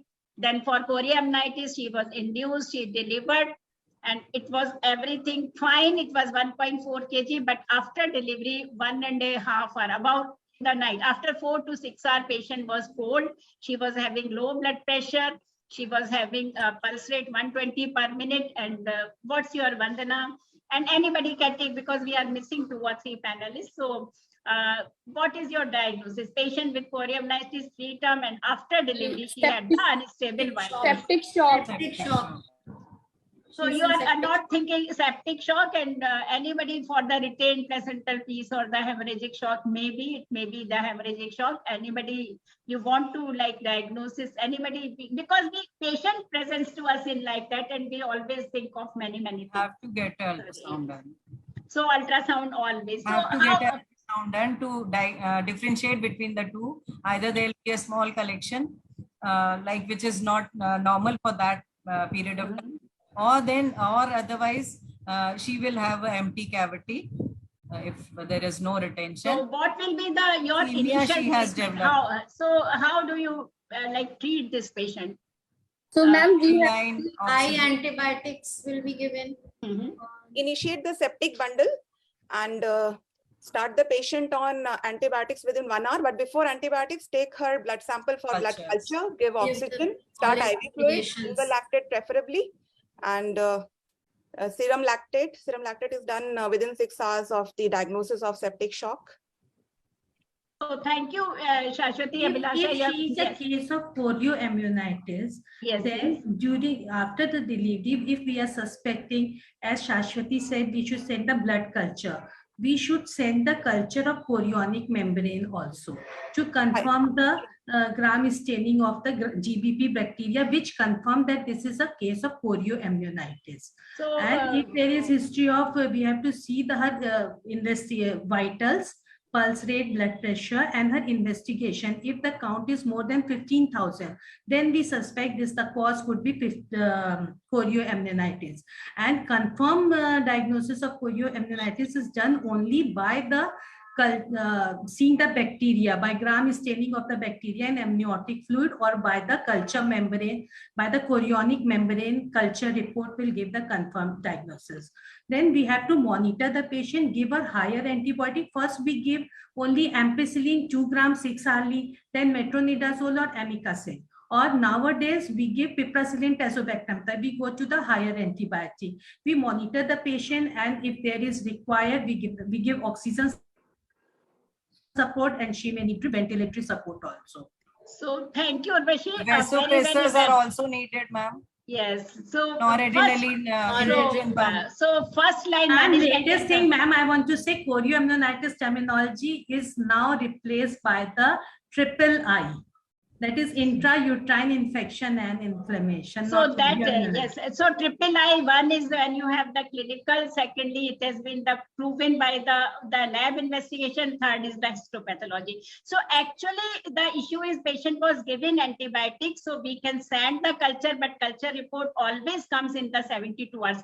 And actually this is the cause why the sepsis bundle has come, because we have a wide level of doctors all over the world, and sepsis kills very silently. So that's why the sepsis bundle has come, that if you suspect sepsis, then you do in the first hour rapid infusion with the ringer lactate and the normal saline. And why the fluid infusion is more important, because if the patient is having hypotensive and no organ perfusion, then your antibiotic is not going to reach to the tissue. So antibiotic comes the second place. First is the rapid IV fluid, maybe needed blood product, but the IV crystalloid is most important, and the maintenance of blood pressure. So it is sepsis, but what message we want to give to everybody, that never ignore the IV infusion. It is as important as in the hemorrhagic shock. So the first line, be it a hemorrhage, be it is a retained placenta, first line is a give good intracrystalloid in the good number, give broad spectrum antibiotic. When the situation is there, already patient was in antibiotic, and then patient is passing into septic shock, you have to escalate the like antibiotic. And then after 3 days, when the culture reports come, because we give more, like this is the actually cause for the sepsis bundle, because we are overburdened with the many things, then actually we are losing time, and in 3 days patient can go from the reversible septic shock. So escalate antibiotic, you can de-escalate when the de-escalate or super escalate when the culture report comes. So the important thing in near miss is the time. and your smartness and your sharpness. So aggressive fluid, aggressive antibiotic, quick review of the thing that it is a retained placenta or something which need removal and the surgical strike in the septic shock. And then when the patient is a little bit settled, then after that you can de-escalate or super escalate with a culture report. So this is very, very important message which our panelists have done it, and it is sepsis bundle, and it has come with the issue that we are having from house surgeon to resident to the like a general practitioner to a specialist, and we should not lose the patient with sepsis because the treatment is straightforward. If you give good fluid, good antibiotic, correct the cause of sepsis, and the patient is going to survive. So this is very important. And what is the either like our inspiration, Dr. V.P. Pelli, how beautifully he has compiled and sent me the book just published this year, that is Why Mothers Die in Kerala Federation, and it is India Speaks. Talk to patient, touch patient, count pulse and respiratory rate, screen for sepsis for Q-SOPA score, assess for organ dysfunction by Mayo's if it is a Q-SOPA score is compromised.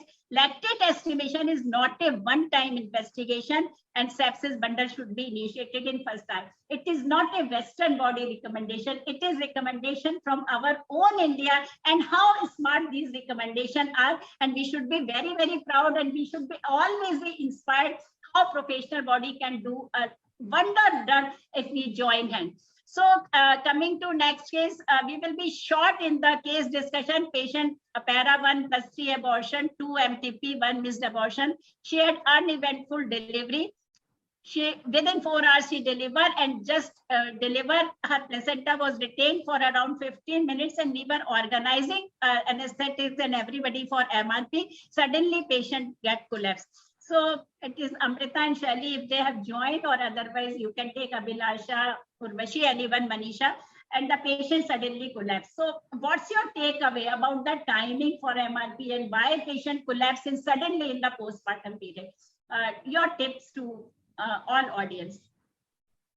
Yes. If patient suddenly collapse, first we have to start fluid, and in the second arm we should start giving, if ask for the help, and if the anesthetist come, he should resuscitate the patient. And in the meanwhile, if the patient placenta is in situ or it is bleeding, we should do the MRP. If the patient is bleeding, that could be the cause of the collapse. We should remove do the MRP, and the anesthetist is doing a resuscitation by giving fluid, and then we start the oxytocin grip with 20 units, send the sample for the investigation, keep the patient propped up, give the oxygen, all resuscitated condition should be done.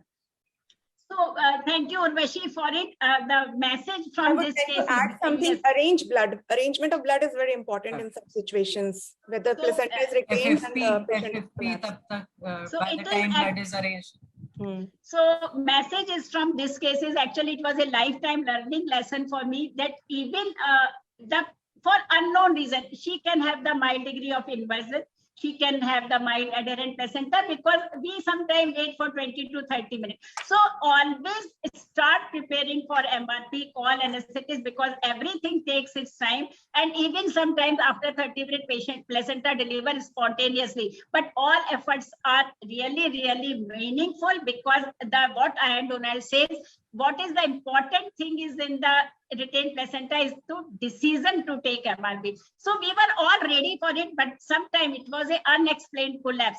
Patient responded to all. Also, we have to give the uterine tympanoid also, like for the continuous bleeding. So mild degree of inversion, mild degree of adherent placenta was the thing. But important thing, what message we want to give, that our labor room should be well equipped. When we go, many times we see wonderful endoscopy, OT, wonderful NICU, but the labor room is in a small corner, not connected to operation theater, not having running space, and that should change. This is the real women empowerment. Our labor room should be equipped with anesthesia trolley, with the good all like preparation for all the things like early surgeries, everything, and the all resuscitation, oxygen, and the cardiac monitors, because it is the cardiac monitors which actually help you to pick up then the patient is going, whether it is a PPH golden hour or anything. So our labor room should be equipped with all the things, because without equipment actually we don't have any. जब हम लोग हल्ला, noise, violence सुनते हैं, it is not in our hand. Actually, it is our system, our support staff, our equipment that makes us, give us the power and the empower. So this is very, very important. Amita, हम लोगों को 5 या 10 minute कितना time दोगे तो? Amita, so that we can have. So I think this is 5 minutes only. 5 minutes only. So it is again a post cesarean IUGR, and the cesarean was done in at the peripheral health center, and after 6 hours patient started bleeding from the cesarean section wound with unstable vital. So we will go right from the diagnosis and message from the panel. There was broad ligament hematoma, blood was organized, it was reopened, massive blood transfusion protocol, patient had acute kidney injury. So your comment on Abhilasha, I think your comment about it, that what can we do to make cesarean section safe, and a protocol for the post-operative care. That is called the ERAS, that is enhanced recovery after surgery. And the angle, yes, we should be careful about while doing the angles during the cesarean section, because the angle is often missed and that leads to the hematoma. So one thing is the training about. There are many things we can have like a 2 hours issue about the technique, but the training issue is very important, and proper method should be used. And the supervision, what we have done, just teachers day. It is a teacher जो हमको हाथ पकड़ के सिखाते हैं, this was wrong and this technique is wrong. कितना traction देना है, कितना नहीं देना. So it is a teaching skill, like teachers like Dr. Gangadhar Sahoo, Dr. Radha Jina. Now these are the like Professor Manju Verma, that who really have the generations of a good skill surgeon, और कैसे हमको छोटे-छोटे step पे करना चाहिए. And secondly, never ignore post-operative cesarean care. Very important, क्योंकि ऐसे patient जो हम कहते हैं ना अनएक्सप्लेन डेथ हो गई या unexplained, we really say so it was a neglect, it is a concealed haemorrhage and it is going, and the patient is like apparently hemorrhage nahi hai, and suddenly if we don't have that the regular BP, pulse rate monitoring, urine output monitoring, and sometimes that we can really lose the patient in such situation. So, and when we have complication, you have to be very fast.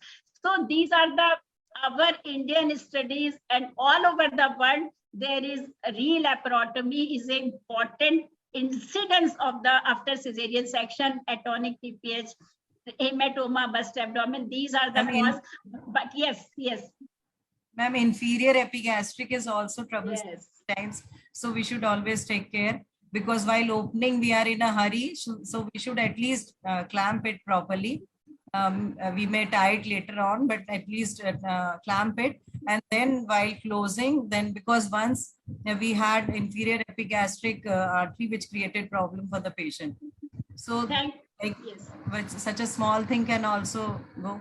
And keep the patient, we have a routine in practice to keep the patient at least 24 hours either in ICU if she has comorbidities, or in a high dependency unit, HDU. 24 hours is a minimum for every A to Z all patients after surgery. But in those with high risk, like in septic abortion and that preterm delivery with chorioamnionitis, I would have kept that patient for at least 3 days, because after the initial this cytokines and all, there is a cascade of anti-inflammatory cascade also, which inhibits the immune system.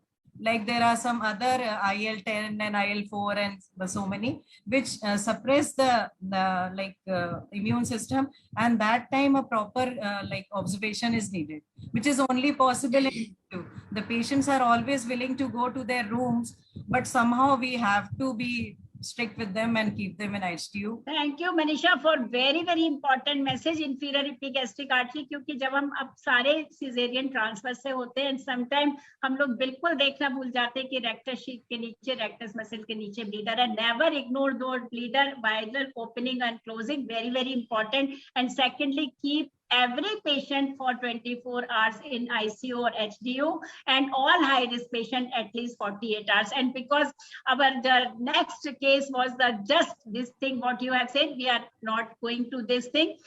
What you say, we are also omitting this because 5 line is more. So what you say that this patient had the IUI, severe PIH, she had cesarean section after for the non-responding this thing to antihypertensive, and she has given all steroid, Maxelf, everything. Patient was delivered, patient was well after cesarean section, and after 30 hours, patient had a sudden, very, very severe breathlessness, acute RDS, and the pulse rate 115. Sharply falling oxygen saturation, minute to minute, it was going 80 to 80, 70, 80, 60, and suddenly she had. So severe PIH patient after 30 hours of cesarean section had a acute RDS. So any comment from you, how to prevent such situation and how to deal with this situation? So our system is... Ma'am, in very short, we have Yes. to take care of only 3 things. Yes. BP monitoring by NTG drip. Second, respiratory support. She looks to be the case of pulmonary edema. And third is the Lasix. 3 things to be done quickly. So respiratory support is the thing, because the Lasix, actually we were not aware that she is having cramp, but important thing is that all patients with severe PIH, please don't shift. Like tab hum log 24 hours rakhte the, but now we keep for the 72 hours because the post-operative hypertensive crisis is very, very common, and the issue is why there is more hypertensive crisis as well as the pulmonary edema, because it can be fluid overload. We give oxytocin and Maxelf because of the prophylaxis for the seizure, immobilization, renal dysfunction, low serum colloid osmotic pressure, and a hidden sepsis again. So be very careful, these patients with severe PIH, and this postpartum vigilance is very, very important. This patient really gives me a very tough time because patient एकदम collapse कर गई, patient was not ready, attendant नहीं जा रहे थे उसको लेके like tertiary care पे, we sent her with the anesthetist, और वहाँ पे उन्होंने एम्बू बैग के संग शिफ्ट किया, वहाँ पे उसको कार्डियक अरेस्ट हुआ, वेंटिलेटर पे रखा, and finally she recovered, but she must be having some neurological injury because they also transferred it to the institutional setup. So postpartum vigilance after delivery and after cesarean section is very, very important, and again we must have all cardiac monitors for our post-operative care and as well as in the labor room. So finally, this thing, thromboembolism, last word about it, the patient is having obese, diabetic. 4th day, she complained of sudden breathlessness and the calf tenderness. So Manisha and Shashwati, your comment, आप किन patient को heparin देते हैं? या तो हम बहुत ही ज़्यादा देते हैं, या तो हम बिल्कुल ही नहीं देते. So how do you say? कुछ लोग बिल्कुल हर समय देते हैं heparin. That is also an issue. So your comment about mechanical thromboprophylaxis and the pharmacological thromboprophylaxis in today's scenario. How do you select? So Manisha and Shashwati, your He appears to be a case of APLA, what I see from the history. Maybe she was being given aspirin or these LMW, maybe she may be having during pregnancy. So she should have been kept in a proper vigilance even after the cesarean, and the junior doctors or the sisters should have been told to assess the calf muscles girth, or at least ask her orally morning, evening and afternoon for any pain, so that deep vein thrombosis would not have been missed, as the consultant will take the round only once or twice. That time we should always assess, ask for early movement of the calf muscles and leg muscles, like on the bed also she can start moving it up. So mechanical thromboprophylaxis for all. I can say elastic stockings I would always advise. For this patient I would have advised. And I would have advised her to stay in HDU at least for 4 days, because in ICU it is not always possible. Other patients have to be entertained. So in HDU at least the sister is vigilant, the visitors are less, and so they can give more attention to the patient. And when she had complained of calf muscles, the junior doctor or whoever was there, no analgesics have to be given. You have to inform the concerned consultant, and so that she can look up for this and get the Doppler done, even not at 4 a.m., at least at 8 a.m. or 9 a.m. the Doppler studies should have been done. 8 a.m. at least only elastic stockings, or you can be careful that yes, kuch APTT or something can be sent, and then we can take the decision for starting this heparin. So we can say, yes, pregnancy is a pro-coagulant stage, and the puerperium is the period. So all patients should be mobilized. जो हम लोगों का पहले होता था massage करना, patient का ही करना, they were very good practices. So your comment, Abhilasha, आप किसको, just to give this message that किसको आप कहेंगे कि इनको हमें prophylactic heparin पे रखना चाहिए. This patient, we had a simple pulmonary venous thrombus embolus, so we have to give the full dose of heparin. But to prevent such incidents, आप कैसे select करते हैं कि इस patient को हमें heparin देना चाहिए post operative और इसको नहीं भी देने से काम चलेगा? OBs, PIH. The patient, when she first books with us during the antenatal checkup, a scoring system is used, a scoring is done, and the high risk factors are all calculated, and accordingly we start the patient on low dose heparin, low molecular weight heparin, the prophylactic dose. And the list is already here. Yes, so it is a risk assessment. It is a big list, but actually we have to say major factor, minor factor. Even if it is a one major, we should give the like a thromboprophylaxis, or it is 2 or 3 minor risk factors. So we can keep it under what is smoking, birth weight, metabolic disorder, APLA history. And this is a chart, actually seems complicated, but we will say mechanical thromboprophylaxis for every pregnant woman, and the thromboprophylaxis when there is a high risk and intermediate risk, what Manisha was saying, for a very, very good observation like elastic stocking, and when you consider. So these are the dosage schedules. Sometimes the people really want to like the clear message to all the people, they don't give the subtherapeutical dose. So it is less than 40 kg, then 40 unit per 24 hour, which is more than 40 kg, 40 milligram BD. So this is 5, and you can give unfractionated heparin as well. So these are again recommendation from our own India, that is KFOG, that the risk assessment, what Shashwati has emphasized and what Dr. Manisha, that it should start in the antenatal period, and we must be clear that this patient we are going to keep on the pharmacological thromboprophylaxis and mechanical thromboprophylaxis for everybody. And these are few indication that the heparin for thromboprophylaxis, especially LMWH, does not increase risk of hemorrhage. So this is a fear among us कि heparin होने से कहीं patient को bleeding ना होने वाले, but LMD or WH actually does not cause. So finally coming to end of the panel, so the critical patient need critical care, but our well-planned system and implementation can actually prevent that criticality as well as the mortality. And what is the common thread? It is a need of high dependency unit, quick diagnosis, multidisciplinary approach, and a very, very good antenatal care. So we have technology, we know what works, but we need political will, and now our country has political will for the maternal and child health, and our onus is that we should be ready to provide a good quality continuum of care, and we have to combine our financial, human, and organizational resource. So my message always, don't invest in cloth, don't invest in jewelry, invest in knowledge and invest in your equipment. Purchase cardiac monitors, purchase good anesthetic machine. That is our jewel, because from simple to high intervention, we need courage and clarity to save life.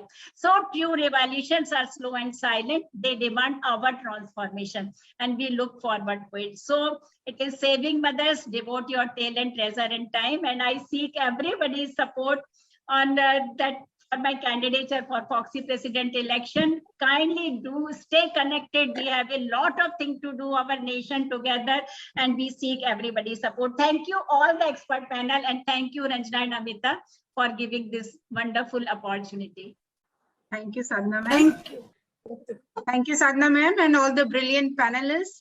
And highly informative panel it was, I must say. Lots of adverse situation has been discussed here, and I'm sure delegates must have lots of take-home messages. And yes, we must take help of our seniors. And I now again welcome Dr. Amita Tripathi for the further proceedings. So as I can see, there are no question and answers. I think everything was clear to everyone. So I am going straight to the vote of thanks. So after this very academic, Amita, Dr. Ji, ma'am. Gangadhar Sahoo, if he is there, sir, so Sir, we आपका will कोई like comment? to. Yes, sir. We will like to listen from him. Dr. Sahoo, please give your expert comments in the end. And thank you so much for staying on till the end. This is my habit or bad habit, I do not know. I stay Hello. till the end. So thank you for inviting the expert comments or my personal comments on this type of cases. So regarding the first talk and second talk, there is no controversy. Very, very clear, and the take-home message is very, the clarity is so much that there is no doubt about it. Now coming to the interesting part of the panel discussion. So of my 40 years or more of experience in obstetric practice, that too in a rural medical college, like VSS Medical College, where day in and day out, we find very good number of, so to say, this type of cases where we have had to revive such cases. So first, my take-home message will be from my side. Whenever we face such a situation, prior to that, or the institution or the labor room or whatever it may be, it should be well equipped. As already been said, we are more concerned about the endoscopic OT and ultrasound units, all these things, but we are neglecting the primary things which will help us to reduce the maternal mortality or to detect the near miss cases. So therefore, a well-equipped labor room with a well-equipped labor room OT, that is a must. Second thing, the person who is there. The person who is there should be dedicated obstetricians, not that he will be there and monitoring remotely other cases in the nursing home, so on and so forth. So therefore, whenever needed, the experts should be available. Third thing is, in such cases, the team, it is a teamwork. The team leader should not be panic. So in most situations, we commit errors once we become panic. Only to escape from the situation, we give different calls to the cardiologist, to the neurologist, to so on and so forth. But first apply our sixth sense and how to do it. So I think God will definitely guide us if we are in the right path. I always say to my team members that whenever you are in such a situation, you remember me first. Then you come and remember what the Bhagavad Gita has said. So, Sarva Dharman Paritejya Mamekam Saranam Braja. So, when you are in such a trouble, you just pray God, surrender before Lord Jagannath and God, then He will come definitely to save you. So, don't be panic and fight till the last. That is my message. Thank you, madam. So after this very academic and scientific piece, the time has come to propose vote of thanks. My sincere thanks to Gorakhpur Obstetrics and Gynecological Society and our own Allahabad Obstetrics and Gynae Society for holding our hands. My thanks to ICOG office for granting us 2 ICOG points. I extend my utmost gratitude to our chairperson, Dr. Gangadhar Sahoo sir, President ISOPARB, for his blessings for this webinar and his good work for the cause of ISOPARB. My sincere thanks to our chairpersons, Dr. Radhajina ma'am, Dr. Abhilasha Chaturvedi, Dr. Lalita Shukla, and Dr. Chhaparia for your presence and great inputs. I'm really grateful to our young speaker, Dr. Anjali, for her enlightening talk. My heartfelt gratitude to our founder, President ISOPARB, and speaker for the second session, Ranjana ma'am, who has been a guiding force for each and every activity which we do at Allahabad. And she has become a torch bearer and she has put Allahabad OBGYN at a national platform. Thank you, ma'am, for everything. My utmost respect and heartfelt thanks to Sadhana Gupta, ma'am, for this very lovely, informative, interesting panel. You have put great cases and we thoroughly enjoyed the panel. And ma'am, you had been a role model for many of us. And my earnest request to all of us who are present here to support her candidature for the President Proxy post. I'm greatly thankful to all the panelists, Dr. Vashi, Dr. Manisha Gupta, Dr. Abhilasha, Dr. Vandana, Dr. Shashwati, Dr. Shali, Dr. Vandana Oja, for this very interesting and informative panel. Your inputs have been very valuable. And at last, my thanks to my very dear friend, Dr. Ritu Sinha, for always being there for me. Thank you, Ritu. And I can't thank enough Jagsonpal, especially Dr. Deepika Chabra, for always supporting us in our ISOPARB webinar. कभी भी हम बोलते हैं और वो तुरंत बिना किसी glitch के everything goes on very smooth. Thank you. And last, my sincere thanks to all the delegates for being with us and joining us and making this webinar a success. Thank you and goodbye till we meet again for the next webinar. Thank you. Thank you very much, all the experts and the attendees. We just bring to you a few of our products.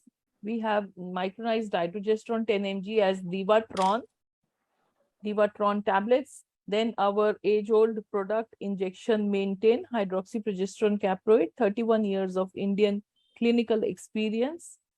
LycoRed Preg sachet of L-arginine, lycopene and DHA to prevent pregnancy complications. And we look forward to seeing you once again in our further programs. Thank you so very much.